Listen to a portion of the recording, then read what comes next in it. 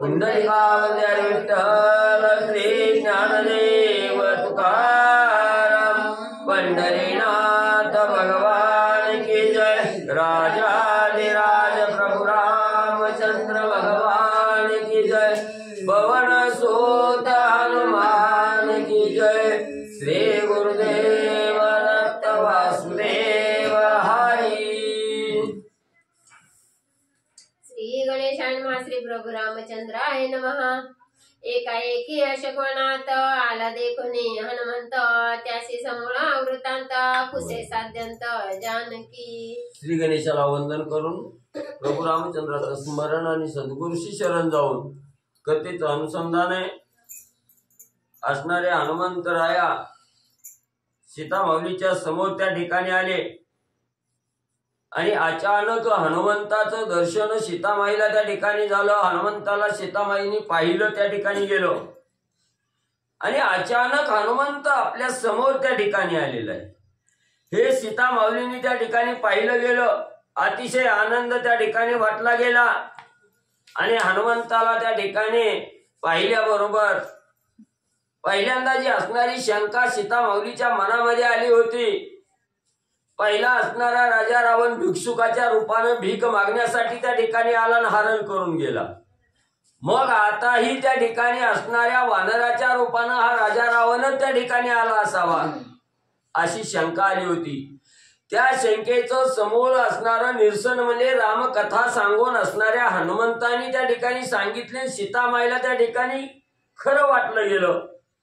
मग खरं वाटल्याबरोबर असणारं त्या ठिकाणी आता ही सांगितलेलं खरं आहे, पण राक्षस आहेत, काही मावा त्या ठिकाणी करू शकतात, म्हणून समूळ असणाऱ्या प्रभू रामचंद्राची कथा त्या ठिकाणी आणि सीता माऊली हनुमंतरायाला त्या ठिकाणी विचारू लागलेले आहे। मज वनवासी असता कैतून होतासी हनुमंता, कैसा आलासी तू आता निज वृत्तांता सांगावे। मग सीता माऊली बोलू लागलेले आहेत, हनुमंता ज्या वेळेस राम लक्ष्मण आणि सीता आम्ही वनामध्ये त्या ठिकाणी आलो, अयोध्या नगरी सोडली, त्यापासून म्हणले असणाऱ्या पंचवटी पर्यंत त्या ठिकाणी आलो, तिथपर्यंत म्हणले असणारा तू कधीही त्या ठिकाणी भेटला नाही, तुला कधीही त्या ठिकाणी पाहिलं नाही, आणि मग म्हणले तू आता म्हणले इथं आणि कसा त्या ठिकाणी आलास, कशी तुझी आणि असणाऱ्या राम लक्ष्मणाची भेट त्या ठिकाणी झाली,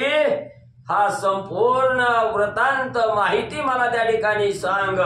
सीता माऊली हनुमंतरायाला विचारू लागलेले आहेत। कैसे रामा देखील दृष्टी तुझ रामासी, कैसे भेटी कैशा कैशा केली या गोष्टी, जेणे पोटी अति प्रीती। मग त्या ठिकाणी सीता माऊलीने विचारायला सुरुवात केली, हनुमंता तुझी आणि असणाऱ्या प्रभू रामचंद्राची कधी भेट त्या ठिकाणी झाली, तू रामाला कसं त्या ठिकाणी पाहिलं गेलं, रामाची तुझी कशी भेट त्या ठिकाणी झाली, दोघं कसा कसा संवाद दोघांमध्ये त्या ठिकाणी झाला, काय त्या ठिकाणी बोलणं झालं की एवढी म्हणजे तुला आणि असणाऱ्या प्रभू रामचंद्राला अतिशय आप्तता त्या ठिकाणी निर्माण झाली, एकमेकाविषयीचं प्रेम एवढं त्या ठिकाणी निर्माण झालं, त्याला काय कारण आहे म्हणजे त्या ठिकाणी अशी माहिती सीता माऊली विचारू लागलेली आहे। कैसा बांधला तो वचनार्थ, साधावया श्रीराम कार्यार्थ, हनुमान प्राणेशी साह्यभूत तो गुह्यार्थ मज सांगे। मग असणारा त्या ठिकाणी प्रभू रामचंद्राने तुझ्यावर विश्वास त्या ठिकाणी टाकला, तुला हे कार्य त्या ठिकाणी सांगितलं गेलं। मग हे प्रभू रामचंद्राचं कार्य सांगण्यासाठी तूच त्या ठिकाणी का निवडला गेला, किंवा एवढा हनुमंत म्हणजे त्या ठिकाणी असणाऱ्या प्रभू रामचंद्राचं कार्य करण्यासाठी साह्य त्या ठिकाणी झालेलं आहे। मग ही कशामुळे साह्य झालं, तुला काय असणाऱ्या रामाने त्या ठिकाणी दाखवलं सांगितलं, म्हणून तुला राम कार्यामध्ये एवढी गोडी निर्माण त्या ठिकाणी झाली, याचं काय कारण असावं असं सीता माऊली हनुमंतरायाला विचारू लागलेले आहे। श्रीराम भेटलिया कैसे सुख, श्रीराम वचनी कैसे पियुख, श्रीराम संगे कैसा हरिक योग परिपाक मज सांगे। मग प्रभू रामचंद्राची आणि तुझी भेट त्या ठिकाणी झाली, आणि दोघांची भेट झाल्यानंतर काय त्याच्यातून असणारं सुख तुला त्या ठिकाणी मिळालं, काय आनंद त्या ठिकाणी मिळाला. आणि प्रभू रामचंद्राबरोबर बोलणं झाल्यानंतर त्या रामाचं वचन तुला कसं त्या ठिकाणी आवडलं गेलं, किंवा असणाऱ्या त्या ठिकाणी रामाच्या संगतीला राहण्यासाठी तुला एवढा आनंद त्या ठिकाणी प्राप्त झाला, रामाची संगत का धराविषयी तुला त्या ठिकाणी वाटली गेली, ही असणारी माहिती मला सांग. सीतामाऊली विचारू लागलेली आहे. श्रीरामांचे ठाणमान रूपरेखा गुण लक्षण कैसा आहे लक्ष्मण जीवीची खुणा मज सांगे. मग एवढंच नाही, दिसायला असणारा प्रभू रामचंद्र कशा आहेत त्या ठिकाणी, रामाचं असणारं त्या ठिकाणी ठाण मान गुण लक्षण त्या ठिकाणी स्वरूप कसं आहे त्या ठिकाणी, आणि त्याच रामाबरोबर रामाच्या संगतीला असणारा लक्ष्मणही त्या ठिकाणी कसा आहे, त्याचंही वर्णन असणाऱ्या राम लक्ष्मणाचं दोघांचंही वर्णन त्या ठिकाणी मला करून सांग, असं असणारी सीतामाऊली आणि रामाची असणाऱ्या लक्ष्मणाच्या खुणा आणि त्या ठिकाणी विचारू लागलेले आहेत. ऐकता श्रीरामाची कथा दुःख शोक अनाठवे चित्ता निमे संसार भय व्यथा कथा ऐकता आनंद. आणि सीतामाऊली म्हणू लागलेले आहेत, रामाची कथा ऐकत असताना बरेच दिवस त्या ठिकाणी झालेले आहेत, रामकथा ऐकायला त्या ठिकाणी मिळाली नाही. आणि ज्या साधकाला रामकथा ऐकायला त्या ठिकाणी प्राप्त होते मिळते, त्याच्या चित्ताच्या ठिकाणी कसलंही दुःख त्या ठिकाणी राहत नाही. हे असणारं द्वंद्व दुःख त्या ठिकाणी नाहीस होत. आणि हे असणाऱ्या रामकथेचं एवढं महत्व आहे म्हणे त्या ठिकाणी, म्हणून म्हणले हे असणारं संसार रूपी भवसागर तारून जात असताना रामकथा श्रवण करणं हे अत्यंत गरजेचं आहे त्या ठिकाणी. राम आणि हा संसार रूपी भवसागर तारून जात असताना जर रामकथा त्या ठिकाणी ऐकली गेली, राम कार्यामध्ये आपलं असणारं सर्वस्व झोकून त्या ठिकाणी दिलं, तर संसार करत असताना कसलंही दुःख व्यथा त्या ठिकाणी भय आणि त्या ठिकाणी निर्माण होत नाही. म्हणून असणाऱ्या प्रभू रामचंद्राची कथा ऐकत असताना मनोमन आनंद त्या साधकाला प्राप्त होतो. म्हणून हनुमंता रामकथा मला त्या ठिकाणी सांग. सीतामाऊली हनुमंतरायाला विचार बोलू लागलेले आहे. याच लागी तुझ प्रती कथा पुसे मी पुढत पुढती कथे माझी निज विश्रांती जाण मारुती निश्चित. म्हणून हनुमंता ही असणारी रामकथा अशी आहे त्या ठिकाणी, अमृत हे असणारं त्या ठिकाणी माणसाला जिवंत करतं, मेलेल्या माणसाला जिवंत करतं अमृत आहे त्या ठिकाणी. पण जिवंत असणाऱ्या माणसाला देहावर आणण्याचं कार्य ही असणारी रामकथा त्या ठिकाणी करते. किती बी वेळेत असणारं हे रामायण त्या ठिकाणी ऐकलं गेलं, रामकथा ऐकली गेली की पुन्हा पुन्हा त्या ठिकाणी ऐकावी असा असणारा भाव मनाच्या ठिकाणी लागतो होतो. म्हणून म्हणले असणारं ही रामकथा जेवढी जेवढी त्या ठिकाणी ऐकल तेवढा तेवढा चित्ताच्या ठिकाणी आनंद प्राप्त होतोय. म्हणून असणाऱ्या हनुमंता तुला मी पुन्हा पुन्हा असणारी रामकथा त्या ठिकाणी विचारत आहे, जेणेकरून माझ्या चित्ताच्या ठिकाणी रामकथा ऐकून आनंद प्राप्त होईल. म्हणून तू रामकथा त्या ठिकाणी सांग. सीतामाऊली हनुमंतरायाला बोलू लागलेले आहेत. केली या कथेचे श्रवण नाही मनन आणि दिध्यासन ते कथा जाय वाळण जीवन विना जे विधान्य. मग सीतामाऊली म्हणतायत रामकथा ऐकून बरेच दिवस त्या ठिकाणी झालेले आहे. मग रामकथा ऐकत असताना अखंड रामकथेचं श्रवण त्या ठिकाणी व्हावं.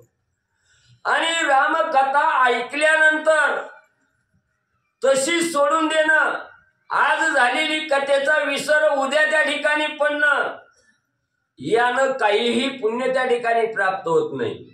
म्हणून आज जी रामकथा आपल्या श्रवणेंद्रियाद्वारे कानाद्वारे जी ऐकली गेली, त्या कथेचा असणारं मनन चिंतन त्या ठिकाणी झालं पाहिजे. आणि ही कथा आज काय झाली, उद्या दिवसभर असणारं चिंतन त्या कथेवर त्या ठिकाणी साधकानं करावं. आणि त्या कथेवर असणारं त्या ठिकाणी चिंतन मनन केलं, त्याचा असणारा ध्यास लागला पाहिजे. मग आपण झोपेतही असलो तरी ती कथा डोळ्यासमोर आली पाहिजे त्या ठिकाणी, असा असणारा ध्यास त्या ठिकाणी लागावा. आणि ध्यास धारण झाल्याबरोबर त्याच कथेचा निजध्यास त्या ठिकाणी लागावा. म्हणजेच असणारी ही कथा सांगितल्यानंतर त्या कथेमध्ये जी जी असणारी दृश्य, जे पात्र त्या ठिकाणी सांगितले गेले, ते पात्र कर्णपुटीद्वारे ऐकण्यात आली, तीच साक्षात डोळ्यासमोर उभा त्या ठिकाणी करावी. राम म्हटल्याबरोबर असणाऱ्या रामाचं असणारं स्वरूप त्या ठिकाणी डोळ्यासमोर उभा राहावं, असा असणारा निधी ध्यास त्या असणाऱ्या कथेचा त्या ठिकाणी घ्यावा. तरच म्हणले असणाऱ्या कथेचं फळ प्राप्त त्या ठिकाणी होतं. नाही तर म्हणजे ही असणार त्या ठिकाणी कथा ऐकली, त्याचं चिंतन मनन नाही केलं, ध्यास नाही घेतला आणि ध्यास घेऊन निधी ध्यास जर नाही लागला साधकाला, तर म्हणले असणारी जवारी पेरली, त्या जवारीला पाणी त्या ठिकाणी द्यायचं विसरलं गेलं, पाणी दिलं नाही. पाणी न देता दिल्यावर जर ती असणारी जवारी जशी वाळून त्या ठिकाणी जाते आहे, तशी ही कथा म्हणजे त्या ठिकाणी निरर्थक ठरली जाते. ती कथा ऐकण्याचं पुण्य त्या साधकाला प्राप्त त्या ठिकाणी होत नाही. म्हणून हनुमंता रामकथेचं अखंड स्मरण, चिंतन, मनन, ध्यास, निधी ध्यास त्या ठिकाणी लागावा. म्हणून हनुमंता तुला पुन्हा पुन्हा रामकथा त्या ठिकाणी विचारते. सीतामौली हनुमंतरायाला सांगू लागलेले आहेत. श्रद्धे श्रीराम कथा श्रवण ऐकती त्याचे निजमय मन, मनने मन होय उन्मन, अहमिरण होय सोहम.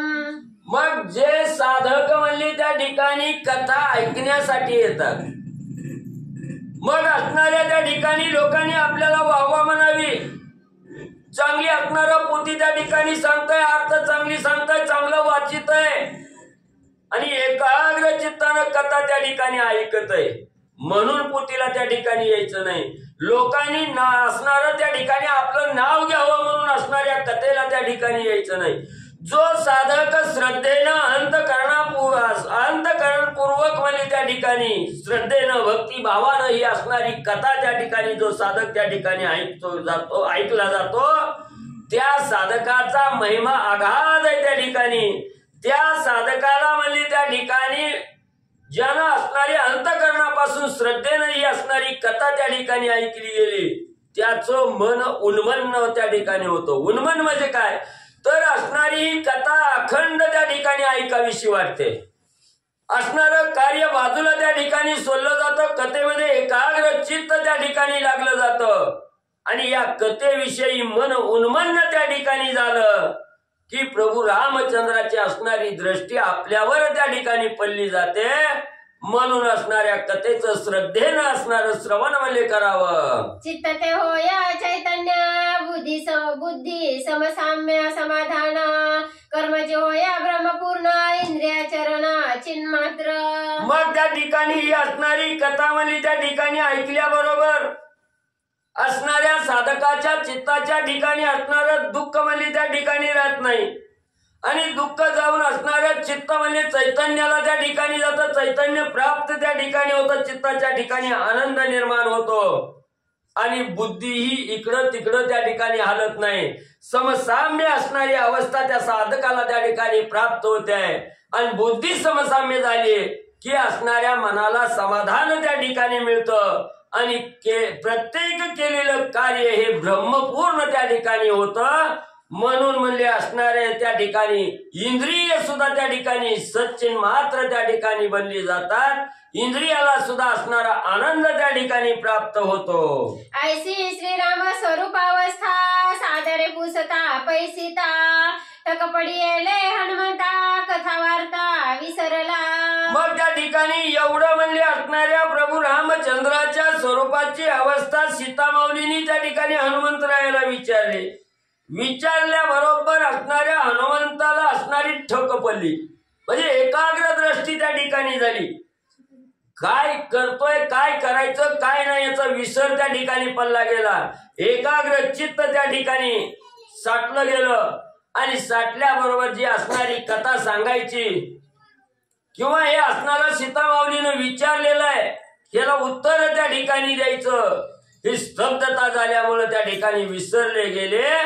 अशी एकाग्र चित्तावस्था असणाऱ्या हनुमंताची झाली.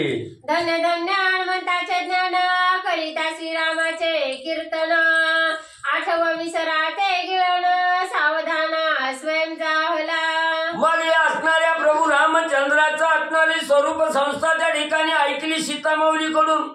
हनुमंतरायाला ठक पडली. एकाग्र चित्त त्या ठिकाणी झालं आणि जे असणार ज्ञान हनुमंताच्या अंगी होतं ते अगाध असणाऱ्या ज्ञानाचा महिमा वर्णन करता येत नाही एवढं अगाध ज्ञान हनुमंताजवळ आहे. धन्य धन्य असणाऱ्या हनुमंताचं ज्ञान आहे त्या ठिकाणी. प्रभू रामचंद्राचं असणारं भजन त्या ठिकाणी करत असताना जो विसर त्या ठिकाणी झाला त्या विसरातून बाहेर त्या ठिकाणी आले. आठवलं गेलं आणि त्या विसराला आठवानं त्या ठिकाणी गिळलं गेलं आणि विसर गिळल्याबरोबर असणारे हनुमंतराया सावध त्या ठिकाणी झाले. देहावर आले आणि हनुमंतराया काय त्या ठिकाणी बोलू लागले. सीता पुसे श्रीराम कथा त्याची श्रीराम स्वरूप संस्था. हनुमंत होय सांगता यथार्थता स्वरूप. मग सीता माऊलीने विचारलं गेलं की असणाऱ्या प्रभू रामचंद्राचं स्वरूप ठाण मान गुण लक्षण त्या ठिकाणी कसं आहे हे विचारल्याबरोबर हनुमंतरायाने त्या ठिकाणी मनाच्या ठिकाणी आठवलं गेलं. रामाला लक्ष्मणजीला आठवलं गेलं आणि त्यांची असणारी इतंभूत माहिती असणारे हनुमंतराया सीतामाऊलीला त्या ठिकाणी सांगू लागलेले आहे. लक्ष्मणाचे निज लक्षण ठाणमान गुण लावण्य समळ सांगे आपण सावधान अवधारा. मग हनुमंतरायांनी सांगायला सुरुवात केली. सीतामाऊली असणाऱ्या प्रभू रामचंद्राचं म्हणजे असणारं स्वरूप आहे. ठाण मान गुण लक्षण त्या ठिकाणी रामाबरोबर लक्ष्मणाची ही माहिती त्या ठिकाणी सांगतो. लक्ष्मणाचं ही निज लक्षण ठाण मान गुण लावण्य ही सगळी कथा म्हणजे त्या ठिकाणी सांगतो. पण रामकथा ऐकत असताना श्रोते मंडळीचं असणारं चित्त एकाग्र कथेवर त्या ठिकाणी व्हावं. सावध वृत्ती त्या ठिकाणी निर्माण व्हावी म्हणून सीतामाऊली मी कथा सांगतो. सावधान म्हणजे राहा. सांगावया श्रीराम कथा उल्हास हनुमंताच्या चित्ता. देखोनी सीतेची सादरता होय सांगता स्वानंदे. मग असणारी रामकथा सांगत असताना समोरचा श्रोताही सादर त्या ठिकाणी असावा. नाहीतर इकडे असणारी रामकथा सांगायला सुरुवात आहे आणि श्रोते मंडळीचं लक्ष असणाऱ्या घराच्या कुलपाकडे त्या ठिकाणी लागावं. किंवा आपण असणाऱ्या कथेला आलोय घरात सून काहीतरी उचला उचली करते की काही तिकडं निमलक्ष त्या ठिकाणी लागावं असं नसावं. म्हणून हनुमंतरायांनी श्रोता असणाऱ्या त्या ठिकाणी श्रोतारूपी सीतामाऊलीकडे बघितलं गेलं. सर्व असणारं ध्यान मन आणि कथेकडे त्या ठिकाणी केलेलं आहे. असणाऱ्या सीतामाऊलीची सादरता हनुमंतरायांनी त्या ठिकाणी बघितली गेली आणि हनुमंतरायाला रामकथा सांगण्यासाठी अतिशय उल्हास आनंद त्या ठिकाणी होऊ लागलेला आहे. श्रीरूप रूपे जिंकिला गंधर्व परित रूपेची अरूप चित्स्वरूप श्रीराम. असो पांडुरंगा करो प्रथम नमन दुसरे चरण संतांची त्यांच्या कृपाशीर्वाद आणि कथेचा विस्तार बाबाजी सद्गुरुदास तुका बसलेले सर्व श्रोते मंडळी साधू संतांना साष्टांगपणे पाठ करून कथेला सुरुवात कथेचं अनुसंधान रामकथा सांगायला सुरुवात केली. हनुमंतरायांनी अतिशय आनंदाने सुरुवात केली. सीतामाऊली तेवढ्याच आवडीने ऐकत आहेत. जेवढ्या आवडीनं सांगतात तेवढ्या आवडीनं ऐकायला पाहिजे असं ग्रंथकर्ते म्हणतात. आता प्रभू रामचंद्राच्या अवयवाची रचना सीतामाऊलीनं विचारलेली आहे. हनुमंतरायांनी सांगायला सुरुवात केली. ऐका सीतामाऊली प्रभू रामचंद्र कसे आहेत. प्रभू रामचंद्राच्या रूपाकडे पाहिलं तर रूपाने दिसत आहेत. प्रभू रामचंद्र तसं पाहिलं तर प्रभू रामचंद्राला रूपही नाही. रूपाकडे पाहायचं म्हणलं तर प्रभू रामचंद्राच्या त्याच्या या निळी कोटी चंद्र प्रकाश रे हालका रे कृष्ण डोलका रे. रूपाकडे पाहिलं तर श्री कृष्णाच्या सौंदर्यापुढे लक्ष्मी भुलवणी झाली वेडे. लक्ष्मी सुद्धा भुलून वेडी झाली. एवढं रूपाने चांगलं सुंदर दिसतात मदनाला सुद्धा जिंकतील. सगळ्यात सुंदर जगताच्या ठिकाणी कोण आहे म्हणलं पुरुषांमध्ये तर मदन आहे. स्त्रीमध्ये सगळ्यात सुंदर दिसायला कोण आहे तर लक्ष्मी आहे. पण त्या मदनाला सुद्धा फिकं पडतील असं दिसायला सुंदर असणारे प्रभू रामचंद्र आहेत. पण त्या प्रभू रामचंद्राला हनुमंतराय म्हणतात रूपच नाही. का एक असणारा तुकडा सांगितला, सगुणातला सांगितला. सगुणातला म्हणजे कळलं का, दिसायला गेलं तर बरोबर रामचंद्र मदनाला सुद्धा फिके पडतील एवढे सुंदर आहेत, पण पाहायला गेलं निर्गुण दुसरा तुकडा सांगितला. रंग नाही, रूप नाही, नाही वर्ण छाया, पण त्या प्रभू रामचंद्राला रूपही नाही, रंगही नाही, नाही वर्ण छाया, कुठल्या वर्णातले नाहीत आणि सावलीही त्या प्रभू रामचंद्राची नाही. अशा प्रकारच्या प्रभू रामचंद्र असणारे अरूप आहेत, पण चित स्वरूप म्हणजे असणारे ते प्रभू रामचंद्र आहेत. स्वरूप म्हणजे आहे. आता आहे म्हणजे ते दाखवा म्हणतात. आता उदाहरण देऊन सांगू का, सगळ्यांची क्षमा मागून सांगतो बरं का. उदाहरण रोजच्या भाषेतलं असतं, पण कुणी सगळ्याचं क्षमत्व म्हणून आहे ह्याला उदाहरण द्यायचं कसं. सरळ असणारा मी विचारलं, आईलाच विचारलं, वडिलाला विचारलं, वडील तुम्ही माझे ही वय आहे. वडील आज सांगितलं हे तुझे वडील आहेत. आईला विचारलं की तुझ्या वडील माझे वडील कुठले, आईनं सांगितलं तेच वडील आहेत म्हणून. आता तेच आहे दाखवायला, पण आता त्याला पुरावा काय द्यायचा, आहेत. मग माणसं म्हणतात पुरावा नाही, अंधश्रद्धा आहे. पण जिथं श्रद्धा असती तिथं अंधश्रद्धा नसती. आता ही श्रद्धा आहे का ना, आपली हेच वडील हेच आई, मग तिथं कुठं आणायची अंधश्रद्धा. मग त्याला आहेच म्हणायला लागतं. जिथं आहे तिथं श्रद्धा असती. मग असे प्रभू रामचंद्र आहेत, दिसत नाहीत पण आहेत, असं श्रद्धेनं माना, असं हनुमंतराय सीता माऊलीला म्हणतात. श्रीराम जरा जीवलोचन, जगाचे नयनाचे नयन, परी तो देखना डोळे विना देखणे पण हे जानकी. सीता माऊली ऐका, प्रभू रामचंद्र बघायला गेले तर राजीव नयन, कमळाच्या पाकळीसारखं प्रभू रामचंद्राचे डोळे, पण जगाच्या नयनाचे नयन आहेत ते असणारे, जगाचे डोळे. आता एखाद्याच्या डोळ्याला आता चष्मा लागतो, सगळ्याच्या लागतात. काय नावच आहे 40, कशाला म्हणते ते, उगा म्हणतात काय 40 झाले की 40 येते, म्हणून तर असणार 40 असणार आहे. मग असणारे ह्या जगाच्या नयनाचे नयन आहे बघा. 40 झालं की काय म्हणतात, डोळ्यात रामच राहिला नाही, दिसना.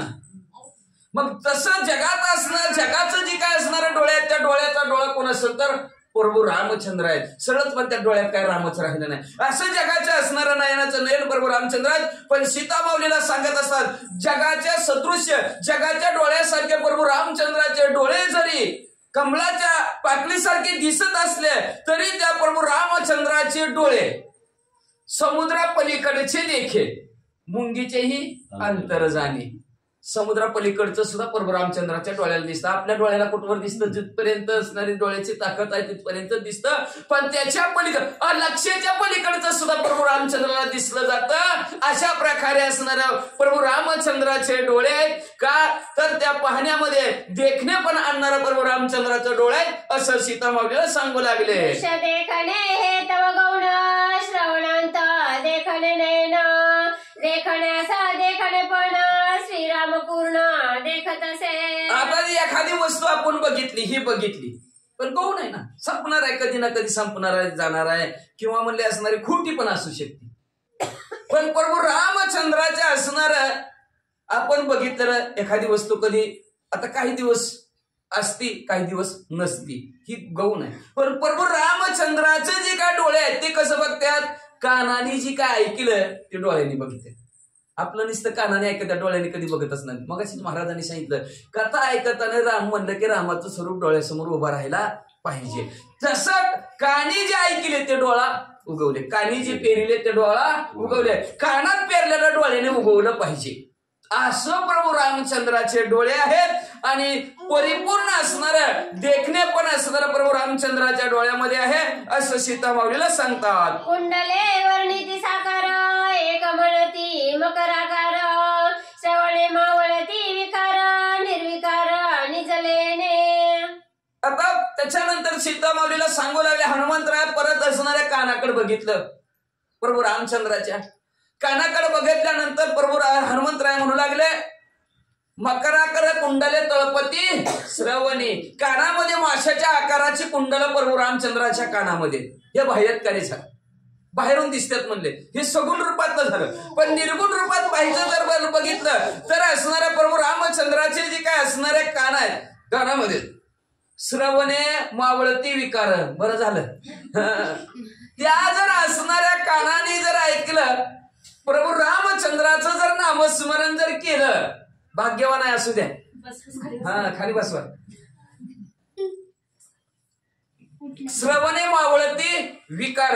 जर प्रभू रामचंद्राचं जर श्रवण जर ऐकलं गेलं तर त्या असणाऱ्या ऐकल्यानंतर 6 विकार असणारे साधकाचे संपले जातात. अस्ति, जायते, वर्धते, विपरीतमते आणि नष्टते, हे 6 विकार आहेत. जन्माला येणार, रूपांतरित वाढ होणं, वाढ झाल्यानंतर असणार सत्ताधीश होणं, सत्ताधीश झाल्यानंतर म्हातारा होणं, म्हातारा झाल्यानंतर संपूर्ण मरणं, अशा प्रकारचा असणारा 6 विकार आहेत. ते 6 विकार प्रभू रामचंद्राचं श्रवण ऐकणार कथा ऐकल्यानंतर संपले जातात. अशा प्रकारचं निर्विकार असणारं लेणं प्रभू रामचंद्राच्या कानामध्ये आहे. त्याला कुठल्याही प्रकारचा विकार नाही, कुठल्याही प्रकारचा आकार नाही. फक्त पाहायला गेला आपण म्हणतो मकराकार, पण प्रभू रामचंद्राच्या पाहायला गेलं निर्गुण स्वरूपात तर कुठल्याही प्रकारचा आकार नाही. सीता माऊलीला हनुमंतराय सांगू लागले. श्रीरामाचे श्रवणे श्रवण होती निजभूषणे, श्रवणाचे लेणे श्रवणे देखले परब्रह्म.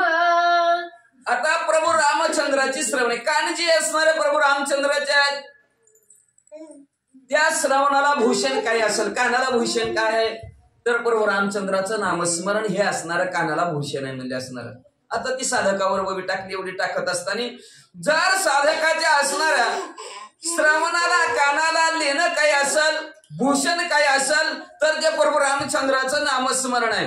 आणि ते बी कान कसं असाव्यात, ते काम प्रभू रामचंद्राचं नामस्मरण ऐकल्याबरोबर डोळ्यासमोर ब्रह्म प्रभू रामचंद्र उभारलेत की काय, अशा प्रकारचं असणारं चित्र दिसावं तरच असणारं त्या कानाला भूषण आहे. कानाला हे भूषण प्रभू रामचंद्राचं नामस्मरण आहे असं प्रभू सीता माऊलीला सांगू लागले. परमार्थाचे निजभिक निरपेक्षते नासिक, तेणे विना ते निर्नासिक, कैचे सुख साक्षेपे.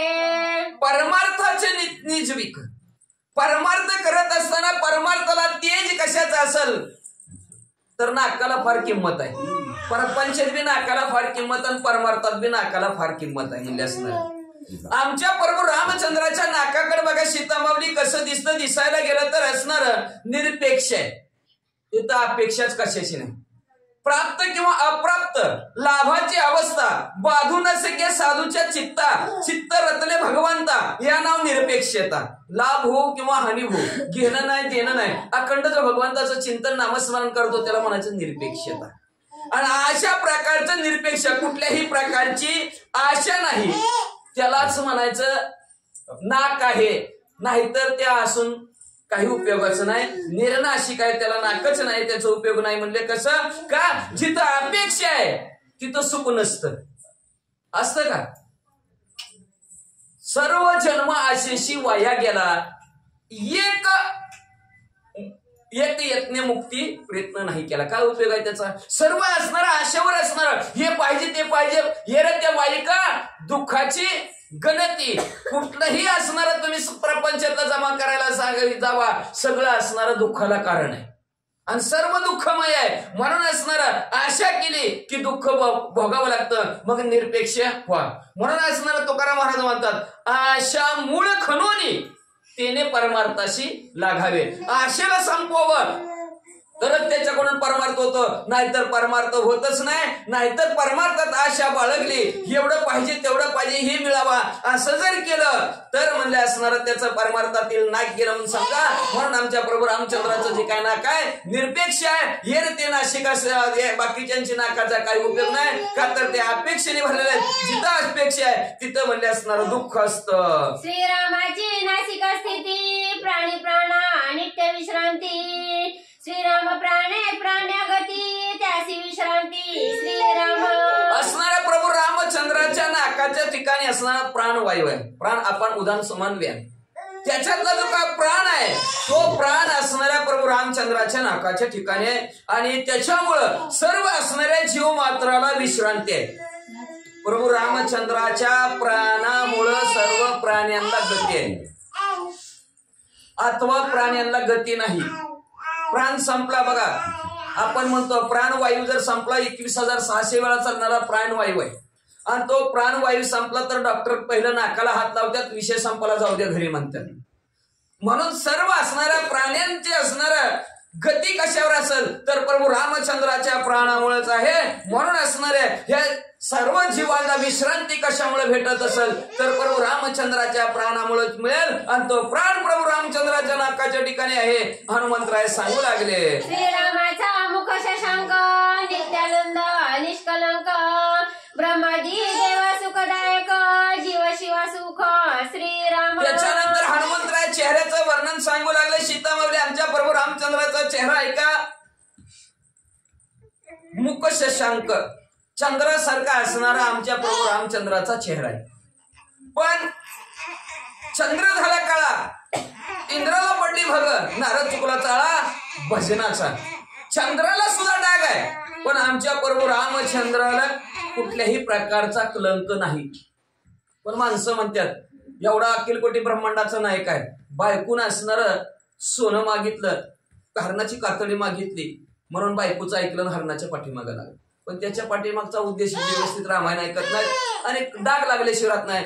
298-97 असणारा अध्यायाचा असणारा रामायण आहे भावार्थ. कुठलेही असणारे ववी घ्या कुठलंही चरित्र प्रभू रामचंद्राचं घ्या कलंक अजिबात नाही. सर्वच्या सर्व निरसन झालेला आहे. तसं निष्कलंक असणारा कुठल्याही प्रकारचा कलंक असणारा प्रभू रामचंद्राच्या चेहऱ्यावर नाही. म्हणून असणाऱ्या प्रभू रामचंद्राचा चेहरा पाहिल्याबरोबर ब्रह्मादिक असणाऱ्या देवांना शिवाला आणि जीवाला सुद्धा असणारा सुख देणारा प्रभू रामचंद्राचा चेहरा आहे. आपला चेहरा बघितला तर माणसं म्हणतात काय याचं तोंड बघितलं तर दिवस सुद्धा चांगला जात नाही. पण प्रभू रामचंद्राचा चेहरा पाहिल्याबरोबर ब्रह्मादिक असणाऱ्या देवांना शिवजीवांना सुद्धा असणारं समाधान वाटतं. एवढा असणारा आनंददायी प्रभू रामचंद्राचा चेहरा आहे. जीव शिव दंड्याधर श्रीरामाधरी झाले सदर मिळणी मिळती एकाकार शिव सुख सार श्रीराम. जीव आणि शिव खालचा असणारा वट जीव आहे वरचा वट असणारा शिव आहे. हे प्रभू रामचंद्राचे असणारे दोन्हीचे दोन्ही वट आहेत म्हणले. आणि हे असणारे वट प्रभू रामचंद्र रूपी अक्षर आहे. त्या अक्षरामुळे एकत्र आलेले बघा राम आधी रा म्हणलं की खाली वर होत्यात पण म म्हणलं की मिटत्यात. बाकीचं कुठलं बी अक्षर घ्या मिटतच नाही तो कुठलं बी घ्या. म्हणून बघा परत आता नाही घरी झोपताना म्हणून रात्रभर झोपू नका काय घेणं देणं नाही बरं का. रा म्हणलं की वट मिटत्यात म म्हणल्याबरोबरच मिटत्यात बाकीच्या असणाऱ्या अक्षराला मिटत नाहीत. अशा प्रकारचा असणारा प्रभू रामचंद्राचा अक्षर आहे. ती जीव आणि शिव एकत्र येतात. वरचा आणि खालचा वट वट हे दोन्ही जीव शिवाचा असणारा त्याला उपमा ग्रंथ हनुमंतराने दिली आणि दोन्ही वट असणारे एकाकार होतात जुळले जातात. आणि अशा प्रकारचे असणारे एक होऊन मंत्र असणारे हे असणार अक्षर शिव महादेवजीनं आपल्याला सुख वाटावं म्हणून ती सार आपल्याकडे घेतलं नाही का. 33 कोटी 33 हजार 33 लाख 33 कोटी 33 लाख 33,303 असं वाटणं केली. आणि त्याच्यातलं जे काय सुखाचं सार आहे सार सार सार नाम विठोबा तुझे सार हे सार असणारं महादेवजीनं आपल्या कंठाच्या ठिकाणी ठेवलं. त्याच्यामुळे महादेवजीला सुद्धा सुख सुख सुख समाधान का तर एकाच घरात वेगवेगळ्या पार्टीची लोक आहेत परस्पराच्या विरोधीत आहेत पण त्या प्रभू रामचंद्राच्या नामामुळं महादेवजीला सुख आहे समाधान आहे. नाहीतर बघा तिघाच्या 3 चौघाच्या 4 तारा आहेत. चौघाचं वाहन सुद्धा वेगवेगळं आहे पण असणार सगळे एकत्र राहतात सगळे एका घरात राहतात. मागं सांगितलं असं सांगितलं म्हणून शॉर्टकट सांगायला लागलो नाहीतर सांगितलं असतं गणपती हे ज्याची त्याची वाहनं वेगळे पण तरी सुद्धा परस्पराच्या विरोधी येते. परत पण त्या प्रभू रामचंद्राच्या चिंतामुळे द्वैतभाव विसरलेले आहेत द्वंद्व विसरून गेलेले आहेत आणि सुखाने महादेवजी आणि त्यांचा परिवार राहू लागला असं हे रामनामामध्ये ताकद आहे. श्रीराम मुखीची दंतपंक्ती जय ओंकार माझी श्रुती श्रुतीची विश्रांती श्रीराम मूर्ती मुखचंद्र. अहो असणारा जी काय प्रभू रामचंद्राचा मुखचंद्र जी काय चेहरा आहे तो चेहरा श्रुतींना विश्रांती देण्यासाठी शास्त्रांना विश्रांती देण्यासाठी ह्या जगताच्या ठिकाणी थांबला की काय असं वाटलं का तर त्या प्रभू रामचंद्राच्या मुखामध्ये जी काय दाताच्या ओळी आहेत ती ओळीच मध्ये असणारा ओंकार माझी श्रुती असणार आहेत. आकार उकार मकार आणि अर्धचंद्र आणि मातृका ही जी काय ओंकारामध्ये असणाऱ्या श्रुती आहेत ती श्रुती म्हणजे प्रभू रामचंद्राचे दात आहेत की काय. म्हणून सर्व असणारे शाही शास्त्र 18 पुराण 4 वेद सर्वच्या सर्व प्रभू रामचंद्राच्या चेहऱ्यावर येऊन थांबले की काय असं दिसू लागले म्हणतात. श्रीरामाचे निज निडळी सच्चिदानंद हे चित्रिवळी त्यांचे ललाटा भाग्य मिळी लोकी सकळी नंदीचे. आवाज त्याच्यानंतर असणारा कपाळाकडे बघितला हनुमंतरायाने आणि कपाळाची आठवण आली प्रभू हनुमंतरायाला आणि सीतामाऊलीला सांगू लागले. आमच्या प्रभू रामचंद्राचे असणारं जे काय कपाळ आहे त्या कपाळावर म्हणजे असणार सत चित आणि आनंद ही 3 वळे येत्या. सतची एक वळ आहे, चितची एक वळ आहे आणि आनंदाची एक वळ आहे. ही 3 वळी बघितलं वळ आहेत ना 3 वळी. हे 3 वळी त्याच्यातली सत्य म्हणजे असणारा भगवंताचं जे काय असणारं स्वरूप आहे सत्य म्हणायचं. सत्य म्हणजे असणार स्वयंप्रकाशित आहेत भगवंत. एवढंच नाही, सत्य म्हणजे आहे ही त्यांची असणारे दाखवणारे एक प्रकारची उपमा आहे किंवा एक प्रकारचं अस्तित्व आहे. सत्य आहे. चित्त म्हणजे असणाऱ्या सत्ता चित्त आनंद.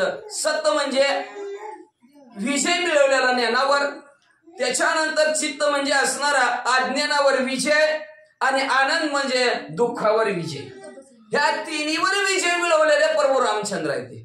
सच्चित आनंद ह्या 3घांवर विजय मिळवला. त्याच्यामुळं जे साधक असणाऱ्या भगवंताच्या कपाळापर्यंत पोहोचले, ज्यांनी पाहिलं गेलं त्या कपाळाच्या प्रभू रामचंद्राच्या भाग्यामुळं सर्व लोक आनंदाने नांदतात म्हणजे असणार. का तर ती सच्चिद आनंद आहेत म्हणून ह्याची देही सच्चिदानंद पदवी घेणे. याच देहाने असणार दुःखावर आनंद मिळवता येतो, याच देहाने अज्ञानावर आनंद मिळवता येतो आणि ह्याच देहाने सत्य म्हणजे जन्मावर आनंद मिळवता येतो. जन्म मरणावर आनंद मिळवता येतो, अज्ञानावर आनंद मिळवता येतो, दुःखावर आनंद मिळवता येतो. नाहीतर बघा तुम्ही सांगा सत्य म्हणजे आहे त्याच्या भाग्यामुळे नांदतात म्हणले, नाहीतर नांदले असते का लोक? नसतील आणले. चालता थोडस सांगतो लक्षात आलं माझ्या. जेवढी बी माणसं आहेत ती एकसारखी दिसते ती का? दिसते ती का? दिसतच नाही. ती सगळी एकसारखी असती तर आताच ही गेला की दुसरा आला भांडणं. ती टीव्ही सारखी सेम टू सेम पिक्चर व्हायला कशी भांडणं व्हायची? तशी भांडणं झाली असती का नसती? पहिलं लोक म्हणायची दादा अंगठा करायला लागला तर आड मोठा आहे म्हणायला लागली होती नाही. किती भाग्याने लोक नांदतात सांगा. एकाच अंगठा दुसरा करून गेला चालतंय का? सही डुप्लिकेट लोक करून चालतात, पण अंगठा आता तर कुठं लावलं त्यांनी जग? अंगठ्याशिवाय काहीच भानगडी नाही. आधार कार्ड आहे का? ठसा आहे का नाही? लावा अंगठा. प्रत्येकाचा अंगठा सुद्धा असणाऱ्या रेषा सुद्धा वेगवेगळ्या आहेत, कुणाच्या जुळत नाही ते. म्हणून पहिलं म्हणायचे अंगठा म्हणलं की लय आडमोठं, आणि आता अंगठा म्हणलं की नाही का सुशिक्षित. तशा प्रकारे असणारे हे जगताच्या ठिकाणी सर्व असणारं जग त्या प्रभू रामचंद्र का तर प्रभू रामचंद्र चाले हे शरीर कोणाच्या? सत्य देखवी ऐकवी एक नारायण. त्याच्या सत्तेशिवाय काहीच नाही. म्हणून त्याच्या भाग्यामुळे सर्व लोक असणारे आनंदाने नांदतात. नाहीतर सगळं एकसारखे दिसले असते, एकाने एकमेकाला भांडण कुणी कुणाचं बी लुबाडलं असतं. म्हणून तर आता बघा तिकडे कोर्ट कचेरीत गेलं की सही शिक्का नाही, सहीला कमी पण अंगठ्याला जास्त महत्व आलं. का? कुणाचंच जुळत नाही. तर म्हणून असणारी सर्व असणारी अशी ठेवण ह्या जगताच्या ठिकाणी त्या प्रभू रामचंद्राने केली गेली की सगळी लोक आनंदाने नांदतील, सुखा समाधानाने राहतील. आणि अशा प्रकारचे असणाऱ्या त्या प्रभू रामचंद्राच्या असणाऱ्या सच्चिदानंदामुळं आणि त्या कपाळाच्या भाग्यामुळं सगळी लोक असणाऱ्या आनंदाने नांदतात. प्रेम केशर समेळा टिळक रेखिला पिवळा निर्धारू अक्षता निडळा राम प्रेमळा पर्यंत. आता त्याच्यानंतर तिथंच असणाऱ्या त्या सच्चिदानंदाच्या असणाऱ्या 3 वळे आहेत. त्याच्यात पुढे असणारा पाहिला तर पिवळा असणारा टिळा प्रभू रामचंद्र त्यांच्या कपाळावर लावलेला. पिवळा हे प्रेमाचं प्रतीक असतं. रंग पिवळा प्रेमाचं प्रतीक रंग आहे. लक्षात ठेवा. प्रेम सुख देई प्रेमाविना नाही समाधान माणसाला पाहिजे असेल तर असणारा प्रभू रामचंद्राच्या असणाऱ्या कपाळावर जे काय असणारा प्रेम आणि केशरयुक्त असणारा टिळा असणारा लावलेला आहे. तो टिळा कसा आहे? निर्धार आहे. निर्धार रूपी अक्षता त्याच्यावर टिकवलेले आहेत. आधार कोणाचाही नाही. लक्षात ठेवा. आधार जरी घातला तर का आपण बघा तो दुसऱ्यावर अवलंबला त्याचा कार्यभाग बुडाला. दुसऱ्यावर अवलंबायचं नाही, निराधार राहायचं. निराधार आहेत म्हणतर सरकारने पगारी चालू केले. आधारच निराधारांना देतो ना. मग निराधार नसतील तर नाही का? नाहीतच. तसं निराधार ज्याला कुणाचा आधार नाही अशा अक्षता प्रभू रामचंद्राच्या असणाऱ्या कपाळावर आहेत. ज्याला कुणाचा आधार नाही त्याचा आधार प्रभू रामचंद्र.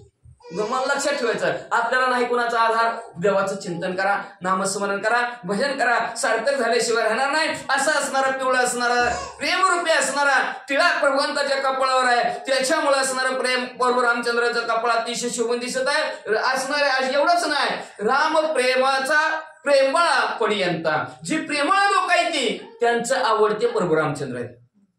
म्हणून प्रेमाविना भजन नाकाविना मोती.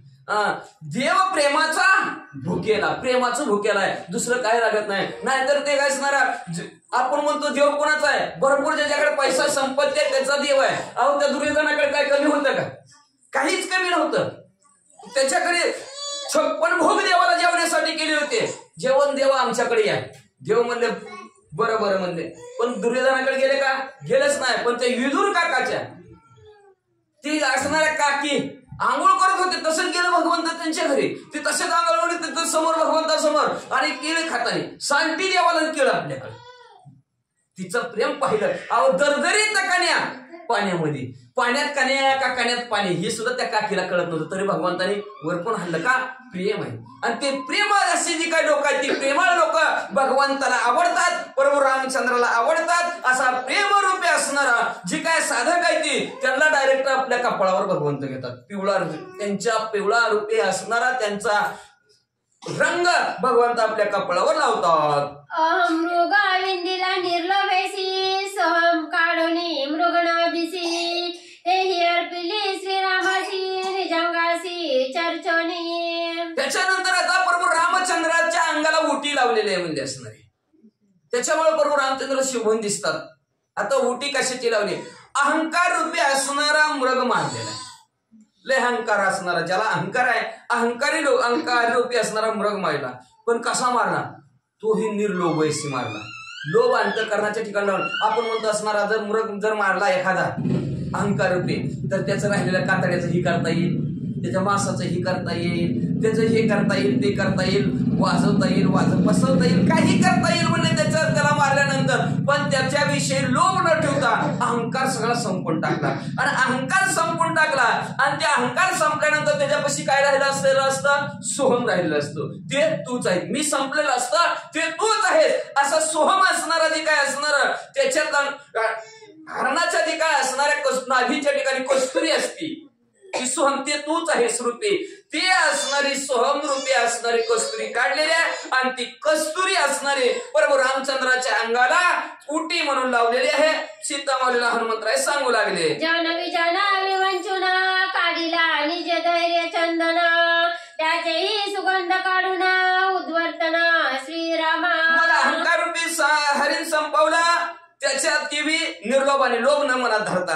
का तर लोभ म्हणलं की रागाला कामाले कोरोदारे मलमत्सर दंबाले, सगळ्यांचा बाप लोभ आहे. म्हणून आधी लोभाला बाजूला सारलं आणि त्याच्यानंतर असणाऱ्या त्या हरणाच्या असणाऱ्या सोहम शब्दाचा असणारा उटी लावलेला आहे. त्याच्यानंतर पुढे काय केलेलं आहे म्हणजे जन आणि विवंचनी.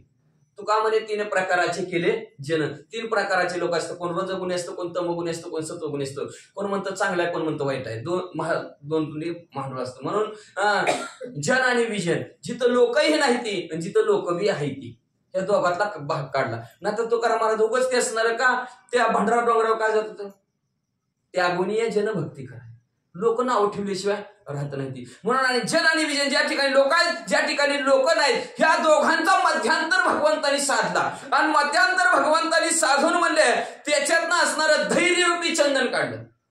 बघा लोकांनी नाव ठेवले की परमार्थ सोडून देतात. जिथं लोक नाही तिथे गेले असल्या वसाड जागेत काय करायचंय, जरा लोकात गेलेलं बरं. ती मग काय लोक म्हणतात लोकात बी नग आणि बिगर लोकात बी नग. धैर्याने मध्येच उभा राहायचं आपण. जसं होईल तसं ठेवले अनंत तैशीची राहील. जसं देव ठेवील तसं राहायचं. लय लोकात बी नग बिगर लोकात बी नग. म्हणून मध्ये जी काय असणार आहे धैर्याने उभा राहिलेलं आहे, पण धीर सुटलेला नाही. धैर्य धरावं लागतं बरं का. नाही तर माणसं म्हणते धीर सुटू नका हो. तुमचा जर धीर सुटला तर बाकीच्यानी काय करायचं. म्हणून धीर सुटू द्यायचं नाही, धैर्य धरायचं. आणि असं धैर्यरूपी असणारं जे काही चंदन आहे त्या चंदनाचा असणारा सुगंध काढला आणि त्या सुगंध असणाऱ्या प्रभू रामचंद्राच्या अंगावर उटी म्हणून लावलेला आहे. त्याच्यामुळे अतिशय सुवास अतिशय पसरत आहे प्रभू रामचंद्राच्या अंगाचा. हनुमंतराय सीतामाऊलीला सांगू लागले, जुनी स्वधर्म कर्म फळा त्याची मुक्त फळ माळा शोभे श्रीरामाच्या गळा राम प्रेमळा पडियंता. त्याच्यानंतर काय केलं असणारा प्रभू राम रामचंद्राच्या गळ्यामध्ये मुक्तांच्या माळा आहेत, मुक्त फळांच्या माळा आहेत, मोत्याच्या माळा आहेत. पण ती कशाची आहे त्या पाहिला गेला तर असणारच प्रभू रामचंद्र हनुमंतराय सांगतात त्यांच्या गळ्यात मला निर्गुण निराकार आहे, पण आहेत सगुण रूपामध्ये आल्यानंतर आहेत. पण त्याच्या कशात आपला जो काही स्वधर्म आहे, आपोआपला धर्म ना आचरती मेघ पडू भीती पिके सांडती स्थिती. आपापल्या जर धर्माने नाही जर आचरण केलं तर असणारा पाऊस पडत नाही, दुष्काळ पडल्याशिवाय राहतच नाही. म्हणून असणारा काय केलं, आपला धर्म आचरत असताना त्याच्या पाठीमागं काय म्हणत असतं माहितीये का, कर्माच्या फळाची अपेक्षा करतो. कुणीही करत असतं, आपण हे कर्म केलं की त्याची असणारे फळ आपल्याला काहीतरी प्राप्त व्हावं. पण ज्याने असणारे कर्म केल्यानंतर प्रभू रामचंद्र अर्पणमस्तु, श्रीकृष्ण अर्पणमस्तु, ज्याने कर्माच्या फळाची अपेक्षा केलेली नाही, स्वधर्माचं आचरण करत असताना, म्हणून धर्म जागो सदैवाचा बा पर उपकारी. धर्म करायचा असेल तर कुठला आहे दुसऱ्यावर उपकार करायचा, पण असा स्वधर्म करत असताना त्याच्यानंतर म्हणणार मी जर उपकार केला, लक्षात ठेवा, उपकार बी केला आणि अपकार बी केला तर अहंकार वाढतोय. उपकार केला, मला उशीर झाला उतीला यायला, जागा धरून ठेवली, उपकार केला. दुसऱ्या दिवशी लगेच उपकार केला, जागा धरून ठेवली का नाही, अहंकार वाढतं. आणि त्याच्यामुळे असणारा ह्या स्वधर्माचे असणारे कर्म जे करत असताना कुठलंही कर्म केला, अपकार परोपकार किंवा अपकार केला तरी अहंकार वाढतो. म्हणून ह्या अपकारालाही आणि उपकारालाही बाजूला काढलं आणि स्वधर्माची कर्माची फळ अपेक्षा ही बाजूला काढली गेली. आणि त्याची असणारी जे शुद्ध असणारे राहिलेले आहेत, मुक्त झालेले, का तर लक्षात ठेवा, मुक्त असतोच, परिबळबद्ध झाला घेऊन छंद मी आणि माझ्यामुळे वजन करत. ती म्हणतात ना वजन कबाड वजन, दुसऱ्याचं वजन घेतलं अंगावरती गुंतल्याशिवाय राहत नाही. मग असं गुंतायचं नाही, मोकळं व्हायचं. मोकळं झालेलं प्रभू रामचंद्राला आवडतं. नाहीतर मग तेच पर्यंत प्रभू रामचंद्र गुंतल्या तर तुम्हाला सांगतो कसं गुंतत असतं. वारकरी सुंदर वारकरी असणारे, सुंदर व्यवस्थित असणारे चाललेले आहेत. जाता जाता एका व्यापाऱ्याने सांगितलं, पूर्वी जकात होत्या, जकात आता जकात नाक बंद झालं, पूर्वी जकात होते म्हणून वारकऱ्याला सांगितलं धरा मामा एवढं माझ्याकडे वजन, तेवढंच जकात चुकली तर चुकली. मग आपलं वारकरी चाललेले दिल्लीत चालले, बरोबर नाक्यापासून चालले की नाकेदाराने हाक मारलीच, मामा एवढं काय वजन आहे, कशाचं वजन चाललं आपलं दिंडीत रोजचं. नाकेदार म्हणा उघडून बघा, उघडून बघितलं तर नवीन नवीन पॅन्टी, नवीन नवीन शर्ट म्हणले सगळे. काय मामा व्यापार करायचा चालला काय म्हणले, फाडा जकात. हो बाबा म्हणलं रुपया किशात नाही म्हणले, माझ्याकडे नाही. मग कुणाच आहे तर दुसऱ्याच आहे, येऊ दे मालक, जोपर्यंत मालक येत नाही तोवर इथं बसून राहा. मग मालक आला की तू सुटतील, नाही तर गुतला जातील. माझं वजन कुणाचं आहे म्हणलं, माझं आहे म्हणलं तवरचा गुतला, आणि माझं नाही म्हणलं की तू सुटला. दाखव मालक आणि मग सुट.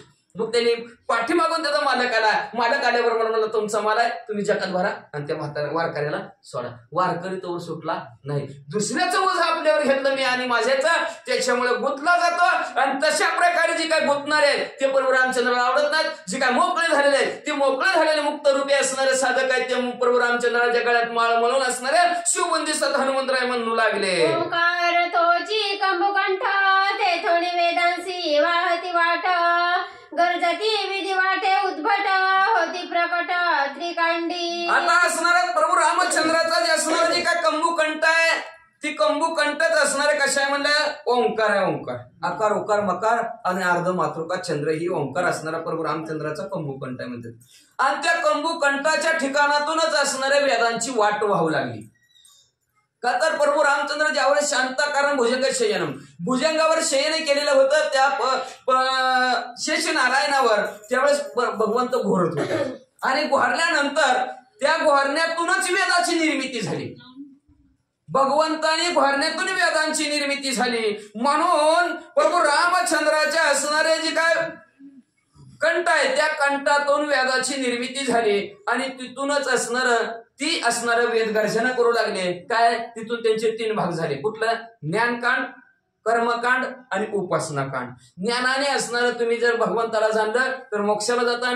कर्म करत असतात, ज्याचे ज्याचे कर्म तसे फळ देतील ईश्वर. चांगलं कर्म केलं तर असणारा मोक्षाला जाचाल. त्याच्यानंतर तुम्ही उपासना म्हणजे भक्ती केली तर असणारं तुम्ही मोक्षाला जाताल. अशा प्रकारचं वेदाने असणारं 3 त्रिकांडामध्ये तो विभागला गेला. आणि सर्वांना मुक्तीचा मोक्षाचा मार्ग असणारा प्रभू रामचंद्राच्या मुखातून निघलेल्या वेदाने दाखवला म्हणतात. पंपदा तत्पदातीत हृदयी पदक सदोदित साधूची रत्न जडित लखलखित निज तेजे. त्याच्यानंतर ते कंटागड बघितला प्रभू रामचंद्राच्या छातीकडे जर बघितलं गेलं तर तिथं म्हणले असणार पद काय हृदय श्री भक्त वत्सलांचन असणार पद काय भगवंताच्या असणाऱ्या छातीवर म्हणले. पण ती कसं आहे त्वंपद तत्पद अशी पद त्वंपद मी असणारा तत्पद तो आणि अशी पद ते तूच आहेस अशा प्रकारचं मी सोडून दिलं तो सोडून दिला आणि मी तूच आहेस असे मी जी काय असणारा तूच आहेस भगवंता असे म्हणणारे जे काय साधू रूपे रत्न आहेत असे साधू रूपे असणारे रत्न भगवंताच्या हृदयामध्ये. म्हणजे लक्षात ठेवा आपण जरी भगवंताचं ध्यान करत असलो तरी भगवंत बी कुणाचं तरी ध्यान करतात राहतात. तर कुणाचं ध्यान करतात जे मी तूच आहेस भगवंता तूच आहेस मी निमित्ताला आहेस. जसा हनुमंतराय परत असणाऱ्या सर्व लंकेत असणारे लंका जिंकल्यानंतर सीतामाऊलीची सोडवणूक केल्यानंतर प्रभू रामचंद्र हनुमंतरायला विचारतात तू कोण आहेस. हनुमंतराय म्हणतात 6 महिने ह्यांच्या बरोबर राहिले आणि मला म्हणतात तू कोण आहेस. बरोबर हनुमंतराय म्हणतात तत्पद म्हणजे असणाऱ्या अंशांशाने जर बघितलं भगवान तुम्ही जर माझ्याकडे बघितलं तत्पद म्हणजे मी वाढणार आहे.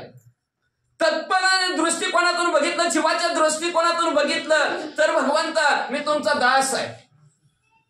आणि अशी पद असणाऱ्या दृष्टिकोनातून बघितलं गेलं जीवाच्या दृष्टिकोनातून बघितलं गेलं तर मम अंश जीव लोके तो तुमचाच अंश आहे म्हणजे ते तुम्हीच आहोत. असं जे काय असणारे साधू लोक आहेत असे जे काय म्हणणार आहेत ते भगवंताच्या हृदयाच्या ठिकाणी वास्तव करतात म्हणजे भगवंत त्याचं ध्यान करतात. बघा भगवंत हनुमंतराचं ध्यान करतात का नाही. तसं असणारे असे साधू रूपी रत्नांचे असणारे पदार्थ प्रभू रामचंद्राच्या गळ्यात घातलेले आहेत. हनुमंतराय सांगू लागले मनती कासे कशिला पितांबर श्रीराम कासे चिदंबर जाके शून्यत्वाचे छिद्र कासे छिद्र श्रीराम. आता कोण कोण म्हणू लागला प्रभू रामचंद्राच्या काशेला पितांबर आहे. काशे पितांबर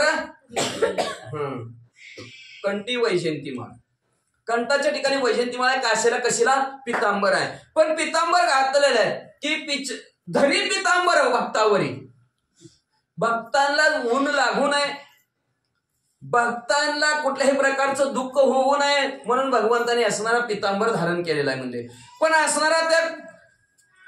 असणाऱ्या काशेला कमरेला असणाऱ्या प्रभू रामचंद्राने पितांबर धारण केलेला आहे. काय केलेलं आहे तर झाकी शून्यत्वाचे छिद्र. शून्य म्हणजे काय अज्ञान काहीच नाही. शून्य म्हणजे काहीच नाही. पण त्याला मागं पुढं जर त्याला जर असणार एक रेचेरी वडली एक काढला तर किंमत वाढली 2 टाकलं तरी वाढली. पण जोपर्यंत शून्य आहे तोपर्यंत त्याला किंमत आहे का नाही. त्यालाच म्हणायचं अज्ञान. हे जगताचं अज्ञान झाकायचं त्यांच्यावर कृपेची सावली धरायची त्यांना सन्मार्गाने लावायचं. अज्ञान जे आपणाशी ठावे ते इतरांशी सांगावे ज्ञानी करुणी सोडावे. अज्ञान संपावं ज्ञान सगळ्यांना सांगण्यासाठी म्हणजे असणारा पितांबर काशीला गुंडाळलेला आहे. आणि त्याच्यामुळे असणारा पण पाहायला गेलं तर प्रभू रामचंद्राला छिद्रत नाही. ज्ञान स्वरूप असणारे प्रभू रामचंद्र आहेत अज्ञान त्यांच्याकडे नाहीच. श्रीराम कासेशी दृढ भारी एक पत्नी व्रतधारी कासे लागली याचे तारी भवसागरी तारक. आता प्रभू रामचंद्राच्या काशी कशा आहेत दृढ भारी. दृढ म्हणजे भक्कम भारी म्हणजे चांगले कास चांगले आहे प्रभू रामचंद्राचे. पण कशी कसले एक पत्नी व्रतधारी.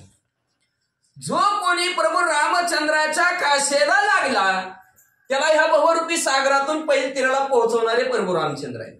भवसागर म्हणजे काय तुम्ही सांगा. आता भवरोग आहे कुठलं आता सगळे सिस्टर लोक मला भवरोग झालाय कितीला इंजेक्शन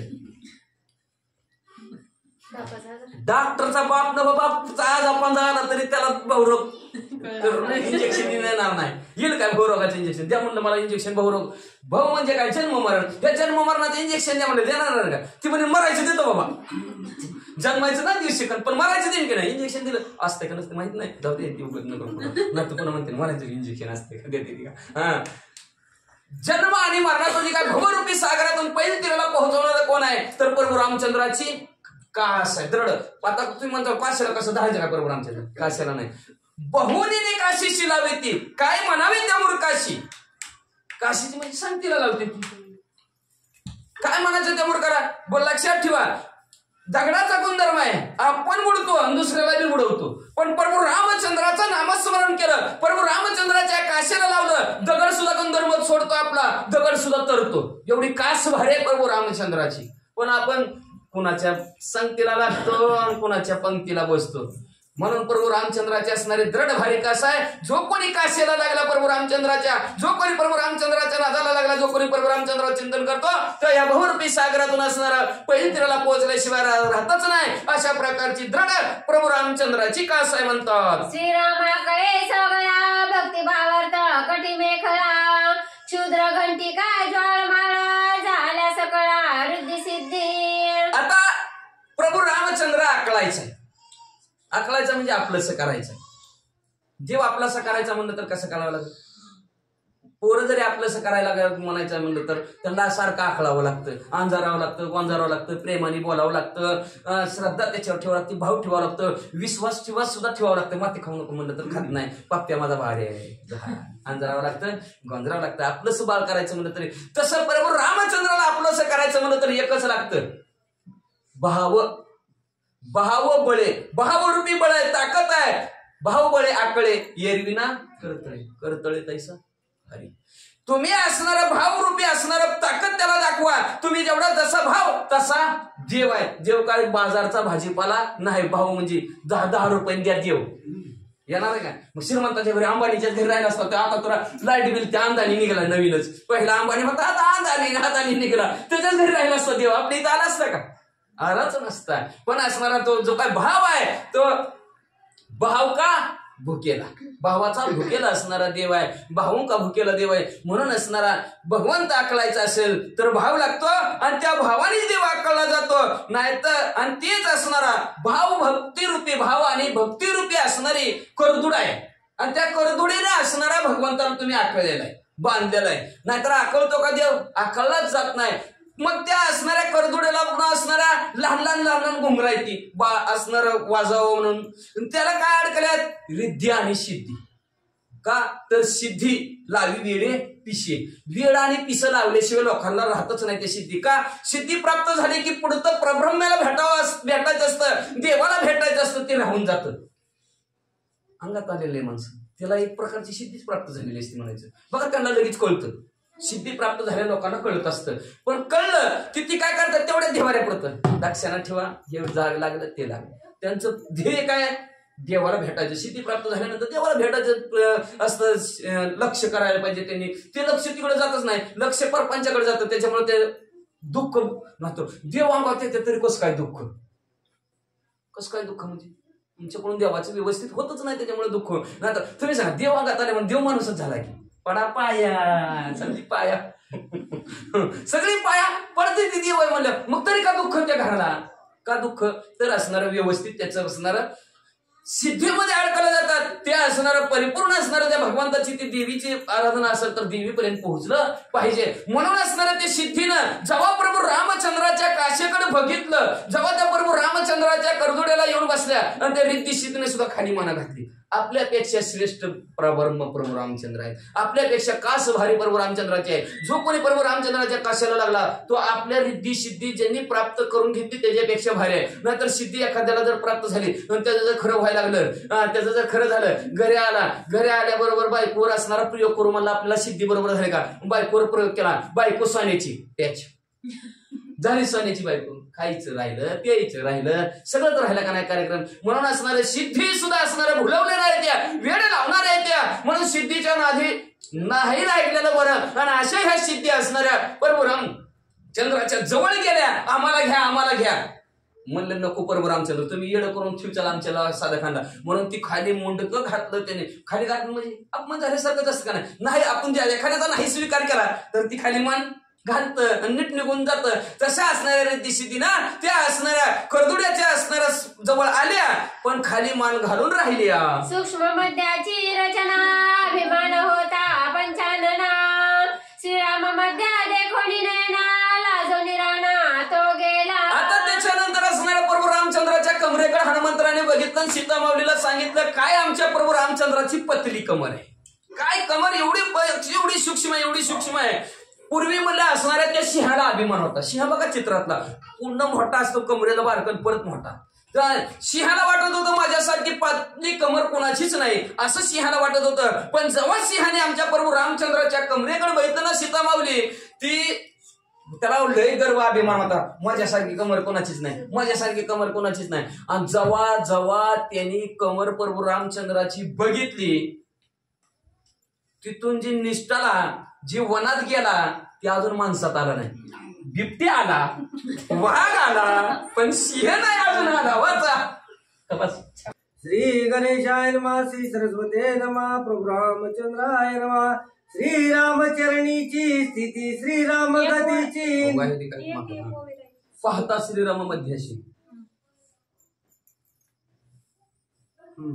पाहता श्रीराम मध्यस्थी, सिंहाने जडले मेखळेसी, सर्वसे लोभले श्रीरामासी, जाऊ रानासी विसरले. मग असणाऱ्या अजून सिंह वनात गेला, परत माघारी नाही आला. सांगितलं हनुमंतरायनी. पुढे म्हणलं ऐका, अजून प्रभू रामचंद्राच्या असणारे मध्ये असणारा भाग, असणारा कमरेचा भाग, सिंहाळे म्हणजे हरणाचे पिल्लू. किती चला, किती असणारच. मनाच्या वेगाला सुद्धा कमीत कमी मागं सरतं. मनाच्या वेगाच्या पाठोमाग वेग कुणाचा असेल तर हरणाच्या पिल्लांचा, हरणाचा वेग आहे. अतिशय वेगाने धावतात. पण जेव्हा असणारा प्रभू रामचंद्राची कपल आणि प्रभू रामचंद्राचा चंचलपणा त्या असणाऱ्या सिंहाड्याने बघितला गेला, ते सुद्धा लाजले. म्हणजे आपल्यापेक्षा जास्त असणारा प्रभू रामचंद्राचा वेग आहे, प्रभू रामचंद्राची असणारी कमर आपल्यापेक्षा पातळ आहे असं हरणांच्या पिल्यांना सुद्धा वाटलं. आणि ते सुद्धा असणारे लाजले. आणि प्रभू रामचंद्राचं जी काही असणारं करदुड आहे, करदुड्याच्या मध्ये मध्ये मध्ये ठसायचं बघा, असतं मध्ये मध्ये बोल असतं. त्या बोलावर हरणाची चित्र, पिल्लांची चित्र असणारे काढले. ते असणारे तिथं असणारे आपलं सर्वस्व लोभ असणारा विसरले, असणारा अहंकार संपवला आणि त्या असणाऱ्या वनात जायची सुद्धा विसरून गेले. आणि प्रभू रामचंद्राच्या मेखलेला म्हणजे करदोड्याला जाऊन चिटकले. श्रीरामचरणीची स्थिती, श्रीराम गतीची निज गती, श्रीराम गतीची विश्रांती, जान निश्चिती जानकी. आता प्रभू रामचंद्राच्या पायाकडे हनुमंतराव वळलेले आहेत. प्रभू रामचंद्र सीता माऊली बघा प्रभू रामचंद्राच्या पायाची स्थिती कशी आहे. चरण आपण काय म्हणतो माहितीये का,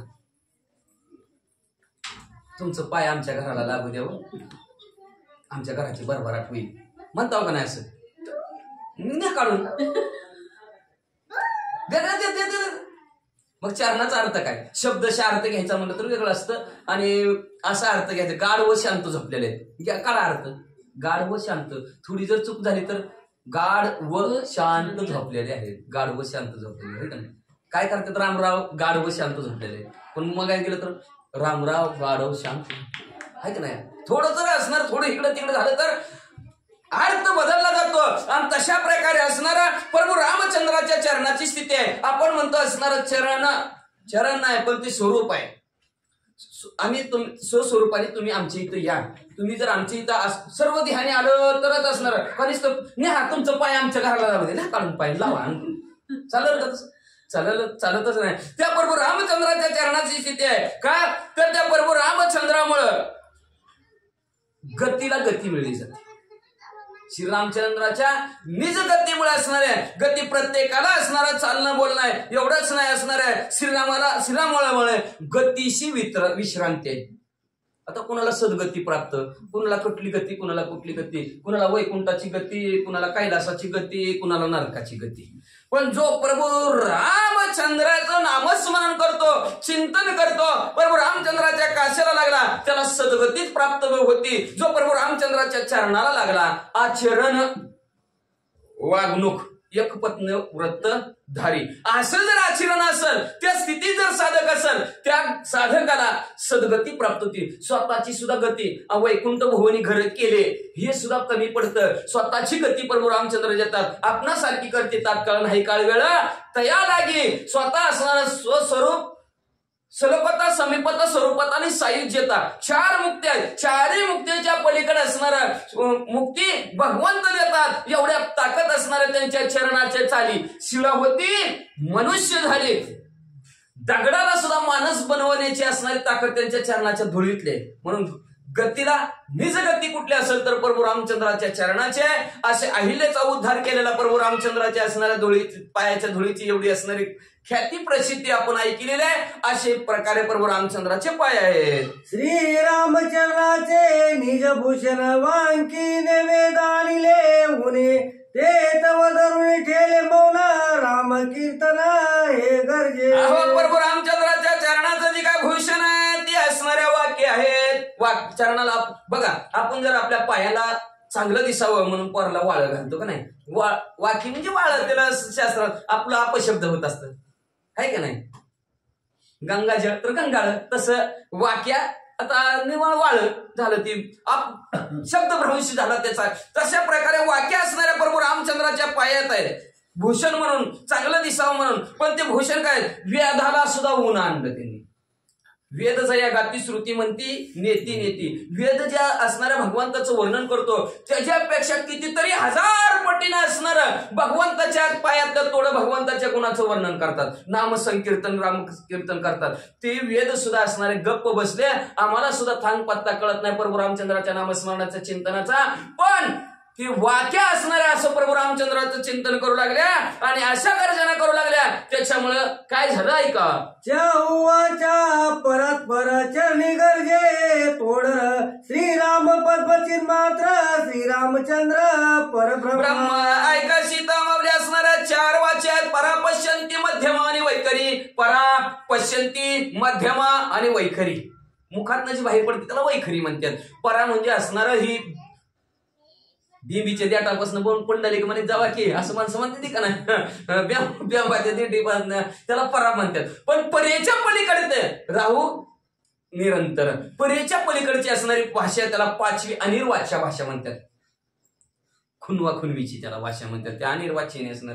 परत हनुमंतराया येणार आहेत, हनुमंतरायाला सावध करताना कुठली वाचा त्याला अनिर्वाच्या म्हणतात. असं 4ही भाषेच्या पलीकडचं असणार तोडर गर्जना करतात प्रभू रामचंद्राच्या कीर्तनाचं. म्हणून असणार प्रभू रामचंद्राचं जी काय पद आहे किंवा जी काय पाय आहेत ज्ञान स्वरूप आहेत. म्हणून तर वाक्य तिथं येऊन आलेले आहेत. प्रभू रामचंद्राचं नामस्मरण करतात म्हणले. एवढंच नाही तर प्रभू रामचंद्र परब्रह्म आहेत. सीता माऊली पाहायला गेलं तर तुझं सगुण मनुक निर्गुण तू एकच रे गोविंद. निर्गुणातनं पाहायला गेलं तर प्रभू रामचंद्र परेच्या पलीकडचं ब्रह्म आहे.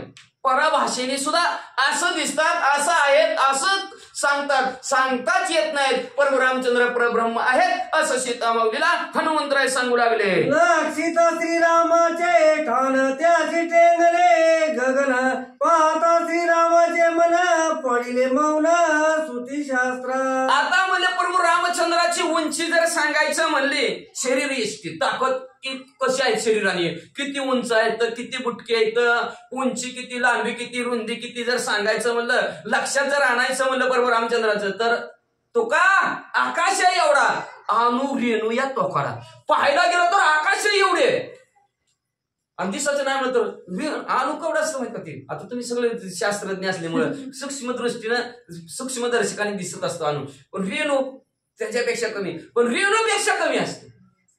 अणु रेणू या तोकडा, अणु रेणूपेक्षा अतिशय सूक्ष्म. ते बघा दरवाज्यातनं जर आलं एका आपल्याला धुळीचं पण दिसते त्याला अणु म्हणतात. त्याच्यावर बारका रेणू असतो आणि पुन्हा त्याच्यावर बारका असं सूक्ष्म असणार आहे. पाहायला गेलं तर आकाश सुद्धा ठेंगणं होईल म्हणले आणि पाहायला गेलं तर अतिशय सूक्ष्म असणाऱ्या प्रभू रामचंद्र आहेत म्हणले.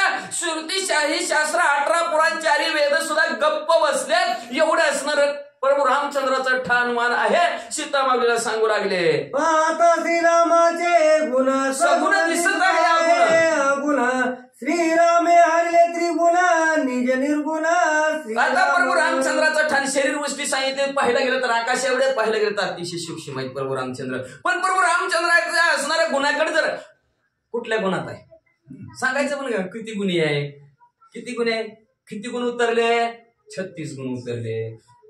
नेमकं एक कमी असला तर आहे का नाही. एक जर कोण कमी असला तर काय उपयोग. लग्न जमलं म्हणजे 36 गुणी नवरदेव आहे म्हणले, पण एक गुण कमी आहे. कुठंच नवरीला नवरदेव भेटाना. राजा म्हणला असू दे एक गुण का कमी असाना. 35 तर 35, 36 वा नाका का नसाना. पण ती मुले असले कसं का असाना म्हणून जमलं लग्न चालू केले. वरात वाजत आणली पण ती नवरदेव नाचायच लागला वरातीमध्ये. घोड्यावर खाली उतरला नाचायच लागला. आणि त्याला राजाने सांगितलं अहो सांगा की त्या नवरदेवाला म्हणले असणार घोड्यावर बसा लवकर लवकर या. राजाने सांगितलं पण काय सांगितलं म्हणले नवरदेव म्हणले 35 गुण आहे पण 36 वा 1 गुण कमी आहे. म्हणले काय गुण कमी आहे की दुसऱ्याचं ऐकत नाही. काय करा तेवढे 35 गुण असून काय उपयोग आहे. एकच गुणाने कमी आहे. तसं असणारे आमच्या प्रभू रामचंद्र पाहिला गेलं तर सगुण आहे. सर्व गुणांनी युक्त आहेत. षडगुण ऐश्वर्य संपन्न असणारे आमचे प्रभू रामचंद्र आहेत. षडगुण ऐश्वर्य संपन्न या नाव भगवंत. षडगुण ऐश्वर्य संपन्न आहेत म्हणून तर भगवंत आहेत म्हणले असणार. पण असणारे पाहायला गेलं तर दिसायला गेलं तर अगुणगुणी बी नाही. त्यांना रंग नाही रूप नाही नाही वर्णछाया. सगुणात आलं आला नावा रूपा तुका म्हणे झाला सोपा. नावाला आलं रूपाला आलं गुणात आलं म्हणून सोपं झालं. पण पाहायला गेलं तर त्यांना गुणच नाही निर्गुणात. पण सगुणी भजता निर्गुणी पावलं. बघा सगुण असणारा असं जर नामस्मरण करायला लागलं मूर्ती समोर ठेवली श्रीराम जय राम जय जय राम श्रीराम जय राम जय जय राम म्हणलं एखादं आलं आणि मूर्ती घेऊन गेलं पण ह्याचं ध्यान चालूच आहे की. मग सगुणी भजता निर्गुणी पावलं. सगुण जरी मूर्ती समोर गेली पण ह्याचं ध्यान चालूच आहे. मग मूर्ती नाही म्हणल्यावर तर निर्गुणाचं तरी ध्यान चालू असतं की. तसं असणारा पाहायला गेला तर देव रंगारी रंगारी आणि तिन्ही गुणांचा नाश करी. रजगुणी बी नाहीत सत्वगुणी बी नाहीत आणि तमगुणी बी नाहीत. तिन्ही गुणाच्या पलीकडचे आमचे प्रभू रामचंद्र आहेत. असं असणार त्रिगुणाच्याही पलीकडचे असणारे आमचे प्रभू रामचंद्र आहेत. सीता माऊलीला सांगू लागले लक्षित श्रीराम लक्ष्मण जो लक्षितो विचक्षण लक्ष लक्ष विलक्षण लक्षण लक्षण त्या नाही. पाहिला गेला आमच्या प्रभू रामचंद्र आणि लक्ष म्हणजे काय तर विचक्षण म्हणजे अतिशय हुशारीनं लक्ष द्यावं लागलं तेव्हा लक्षात येतं.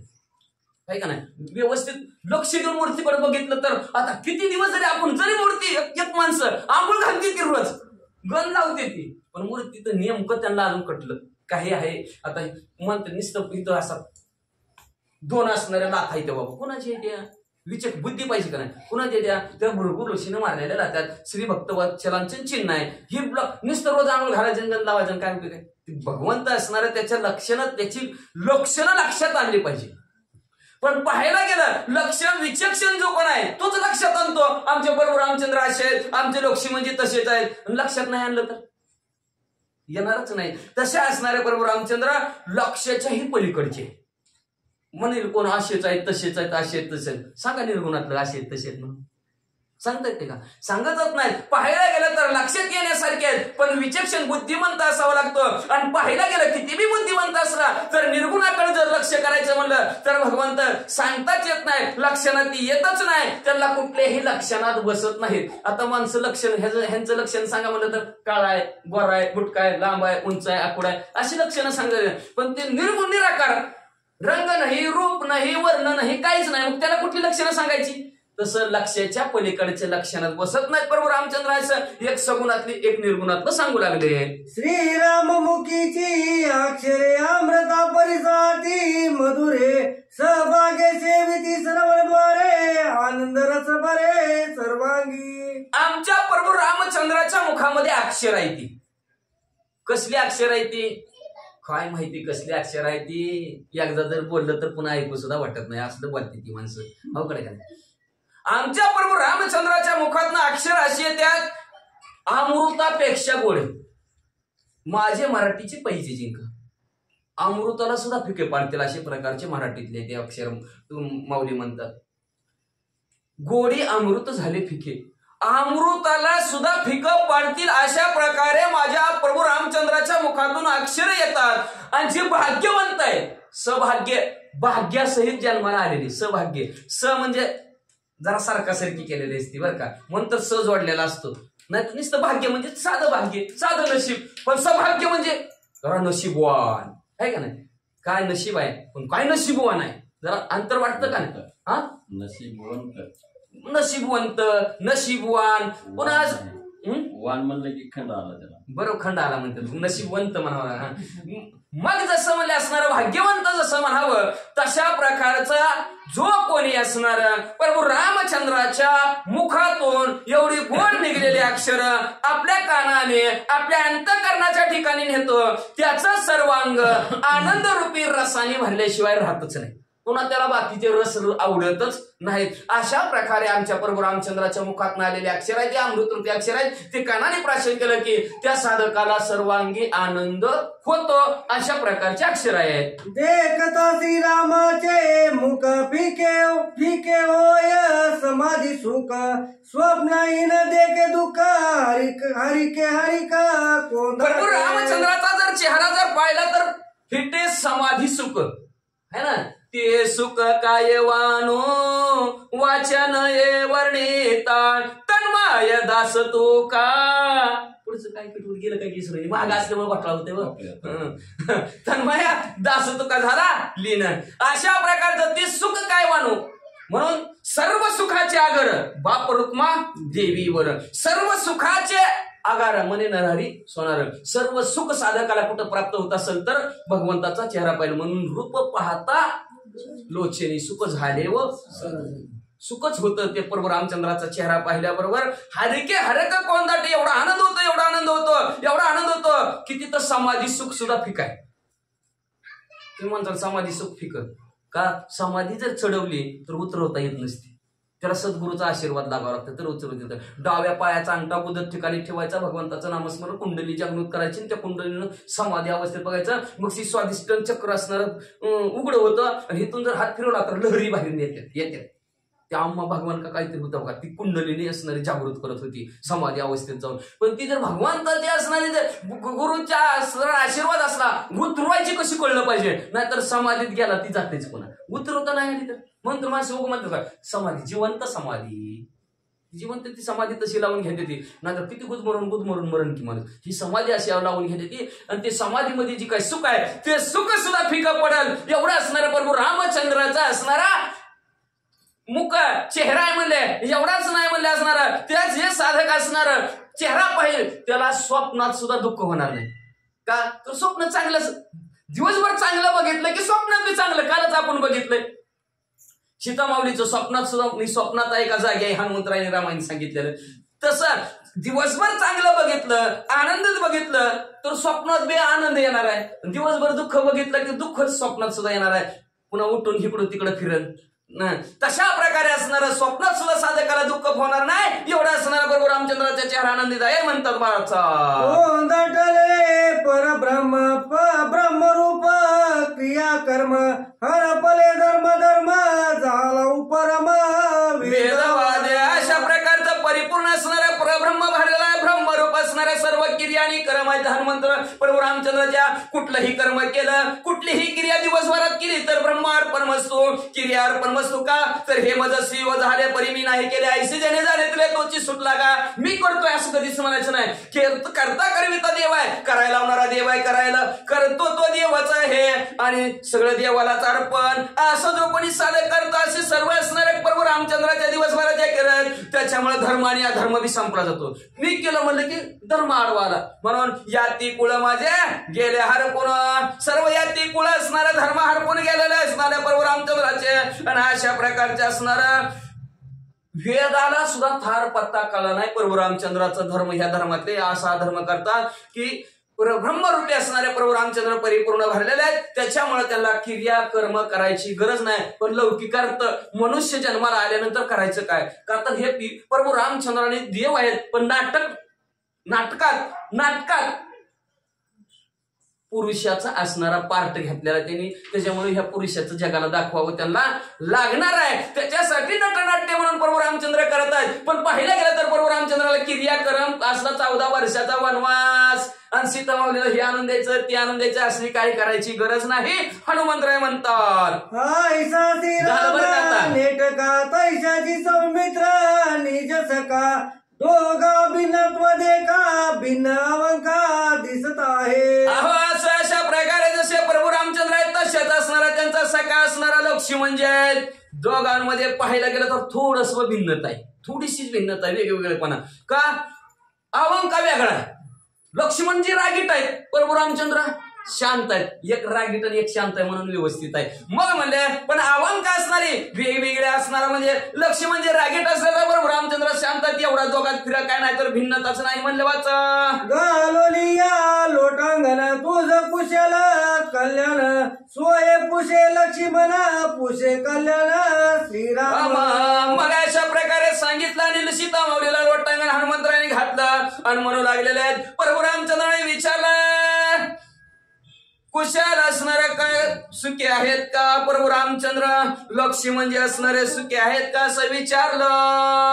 ऐसे हनुमंते सांगता तटस्थ केली श्रीराम कांता आपला विसरे सीता हनुमंता. अशा प्रकारे हनुमंतराने सांगितलं आणि श्रीराम कांता तटस्थच. कसली वर्णा ते 47ला तासभर लावला ह्यांनी झोपलेलं बरं. म्हणून मध्ये असणाऱ्या सीता माऊली असणाऱ्या तटात आपण आपले आपण आपलं विसरलो का नाही. पुतीला बसलोय का घरात बसलो विसरलो लागलो हाणायला डुकल्या. त्याला म्हणायचं आपण विसरलो कुठं बसले ह्याला म्हणायचं. सीता माऊली आपल्याला विसरून गेल्या आणि का हनुमंतरायाच्या बोलण्याने आमच्या बोलण्याने डुकले हाणायला लागल्या. आणि हनुमंतरायाच्या असणाऱ्या बोलण्याने सीता माऊली मी कोण आहे हे विसरून गेल्या का ब्रह्मरूप अवस्था सीता माऊलीची झाली म्हणतात वाचा. श्री गणेशाय नमः. श्री प्रभू रामचंद्राय नमः. हनुमंत बोलांत अवघाची अनिला रघुनाथ तेने सीतेचा मनोरथ सदोदी. अशा हनुमंतराय बोलले की सीता माऊलीला वाटलं माझं मालकच आणले.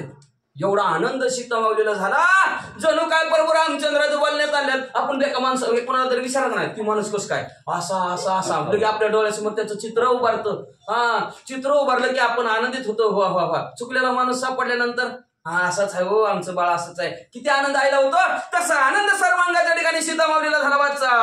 हर्षण माये पोटी संतोषाच्या पोटी तेने सुखे सीता गोरटी घातली मिठी हनुमंत. लक्ष देऊन ववी ऐकायची आजची पुन्हा उद्याच्याला बी ऐकायची बरं का. ही ववी लक्षात ठेवायची. हर्षण माये पोटी सीतेची संतोषीची कोटी तेने सुखी सीता गोरटी घातली मिठी हनुमंता. ही ववी बरं का. एवढा आनंद झाला. आनंदाच्या भरात सीता माऊलीला आपण कोण आहे हे असणारे विसरून गेल्या. पडदिशी उठल्या कोटीपटी झालेला आनंद त्या आनंदाच्या भरात हनुमंतरायाला मिठीच घातली. वानरवधे मनुष्यवाणी राम कथा त्याचे जे कथेच्या श्रवणी भवबंधनी असणारा वानर असून असणारा मनुष्याची वाणी बोलतो. प्रभू रामचंद्राची कथा जी असणाऱ्या भवरूपी सागरातून पैल तीराला पोहोचवती अशी राम कथा सांगितली. आनंद वाटला. एकता वानराच्या गोष्टी सत्य श्रीरामासी झाली सोनिया दुःख कोटी ओतली सृष्टी. वानराच्या मुखातून ऐकलेली प्रभू रामचंद्राची कथा जणू काय माझी आणि प्रभू रामचंद्राची भेट झाली की काय असं सीता माऊलीला वाटलं. कोटी दुःख राजा रावणाच्या हितलं संपलं ना. अतिशय आनंद झाला. हर्षाची लवलाया स्वानंदे परसोनी भाया अलिंगले कपिराया जैविका माया एवढा आनंद झाला. त्या आनंदाच्या भरामध्ये असणाऱ्या आनंदाने आपला हात सीता माऊलीनं पसरला आणि बाळाला जसं असणारं कडकडून आईनं मिठी मारावी तशी हनुमंतरायाला मिठी मारली.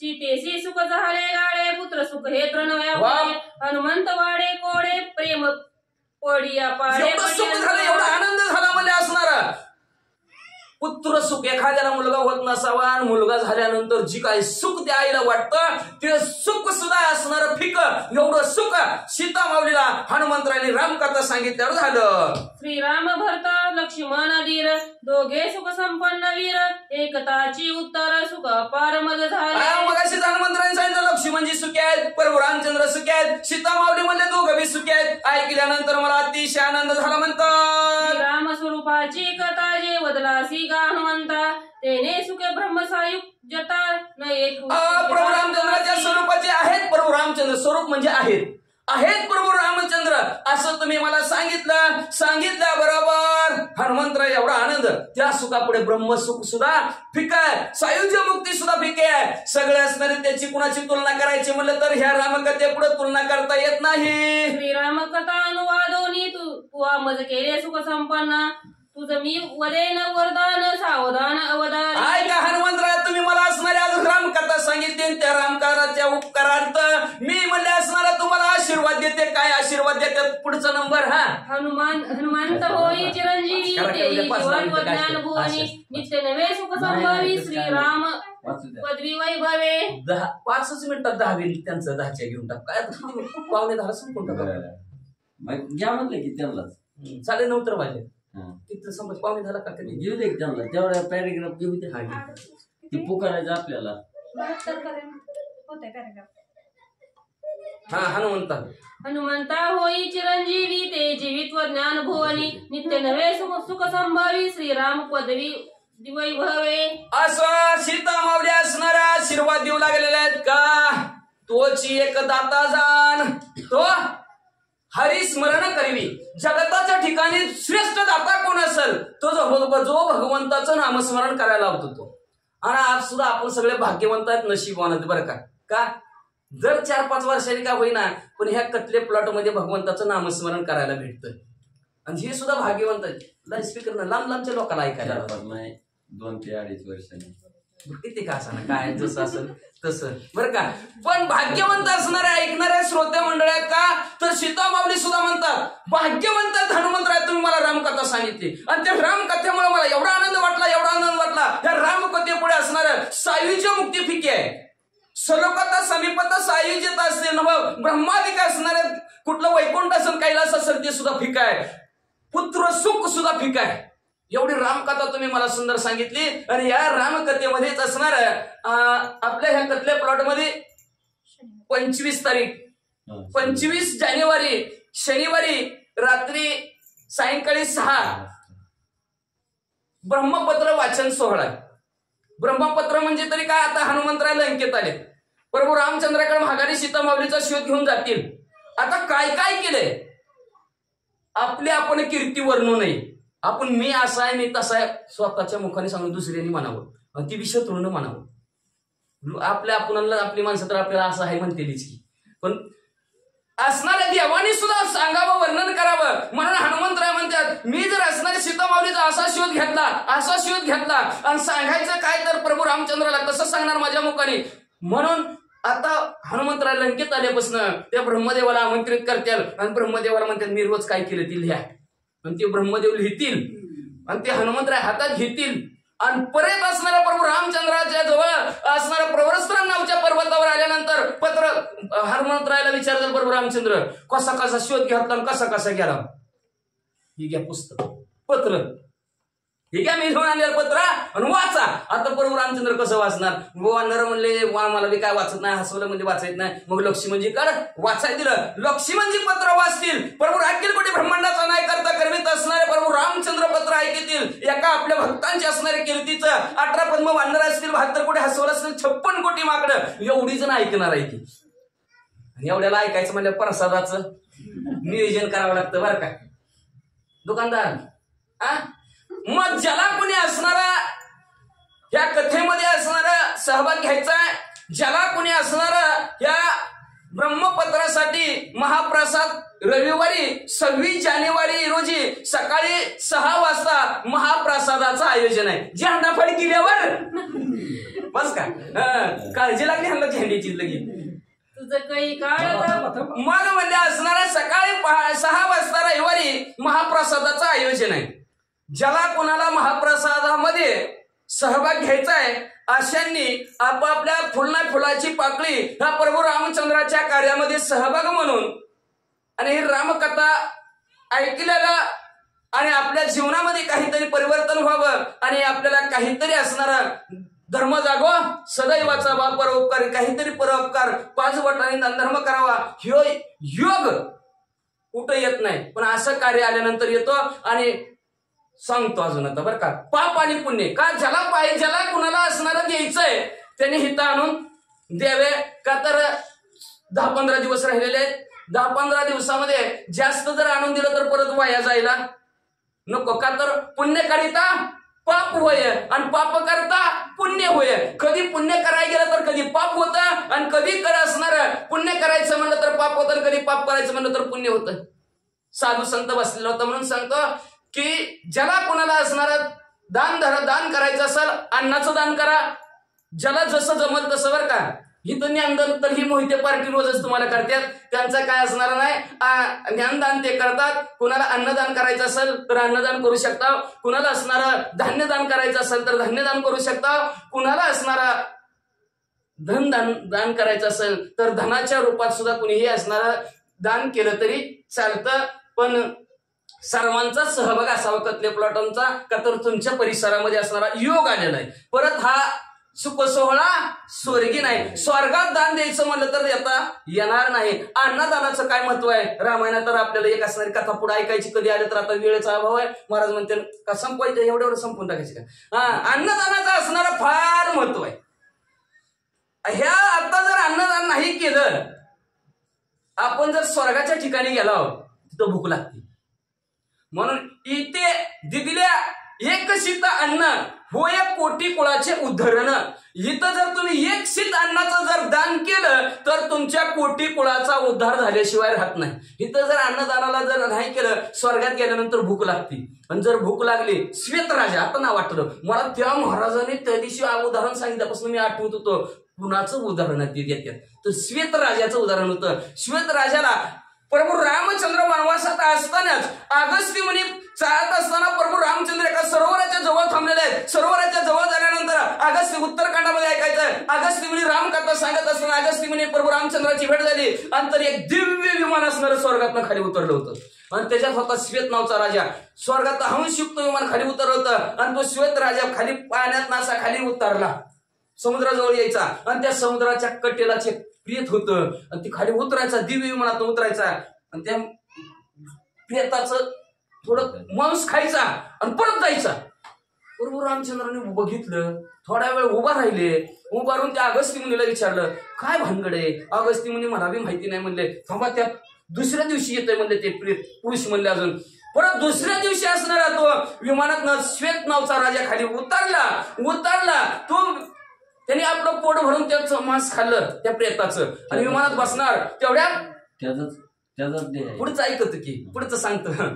मग असणार अगस्त्य मुनीनं विचारलं काय भानगड आहे तुमची, ही भानगड काय, ह्या प्रेताचं मांस खाऊन काय जाता तुम्ही. तर त्या श्वेत राजाने सांगायला सुरुवात केलं. काय सांगायचं, हे प्रेत म्हणजे माझंच आहे, हे प्रेत माझंच आहे. मला ज्यावेळेस असणार मी काय केलं, ह्या पृथ्वी तलावर असताना आणि सर्व प्रजेचं लहान बाळासारखं पालन पोषण केलं, सर्व ब्राह्मण मंडळीचं पालन पोषण केलं, सर्व जगताला व्यवस्थित सांभाळलं, पण अन्नदान कधी केलं नाही.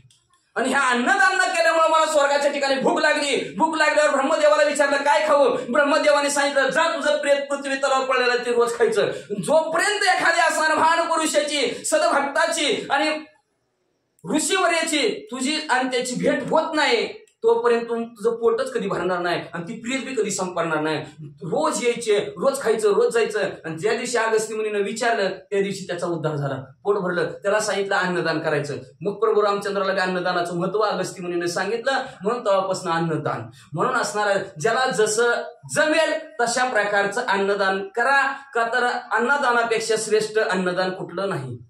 रक्तदान करायचं म्हणलं तर पैसे घेते ती, उगाच म्हणते ती फुकट आहे म्हणते ती. पुन्हा म्हणते आम्हाला तिथं ठेवाय खर्च आला की काय खर्च आला, डोंबलं खर्च आला, किती बी जमा करते ती, काही करते. पण अन्नदान आहे तिथं तिथल्या एक शीत अन्न कोटी कुळाचे वया उदाहरण, कोटी कुळाचं उदाहरण झाल्याशिवाय राहत नसतं. का तर असणार चालत चालत कळत न कळत असणारं पाप पुण्य होत असतं. त्या पुण्याचं काम आपल्या असणाऱ्या सर्वांकडून व्हावं अशी अपेक्षा आहे. म्हणून असणारं सावधानतेने ऐकाय असणारं हनुमंतरायाला वरदान देतात. का तर तुम्ही रामकथा सांगितली आणि त्या रामकथेमध्ये अन्नदानाचा कार्यक्रम आहे. त्या अन्नदानाच्या कार्यक्रमामध्ये सढळ हाताने ज्याला जसं जमल तशा प्रकारे आजपर्यंत फार सर्वजणांनी मदत केलेली आहे. अजून असणारं मोठं कार्य आहे आणि त्याच्यासाठी भरपूर असणारे लोक आपल्या कतल्या प्लॉटमध्ये येणार आहेत. भरपूर असणारचं नाव होणार आहे. त्याच्यासाठी असणाऱ्या ज्याला जसं जमल तशा प्रकारचं अन्नदान करा.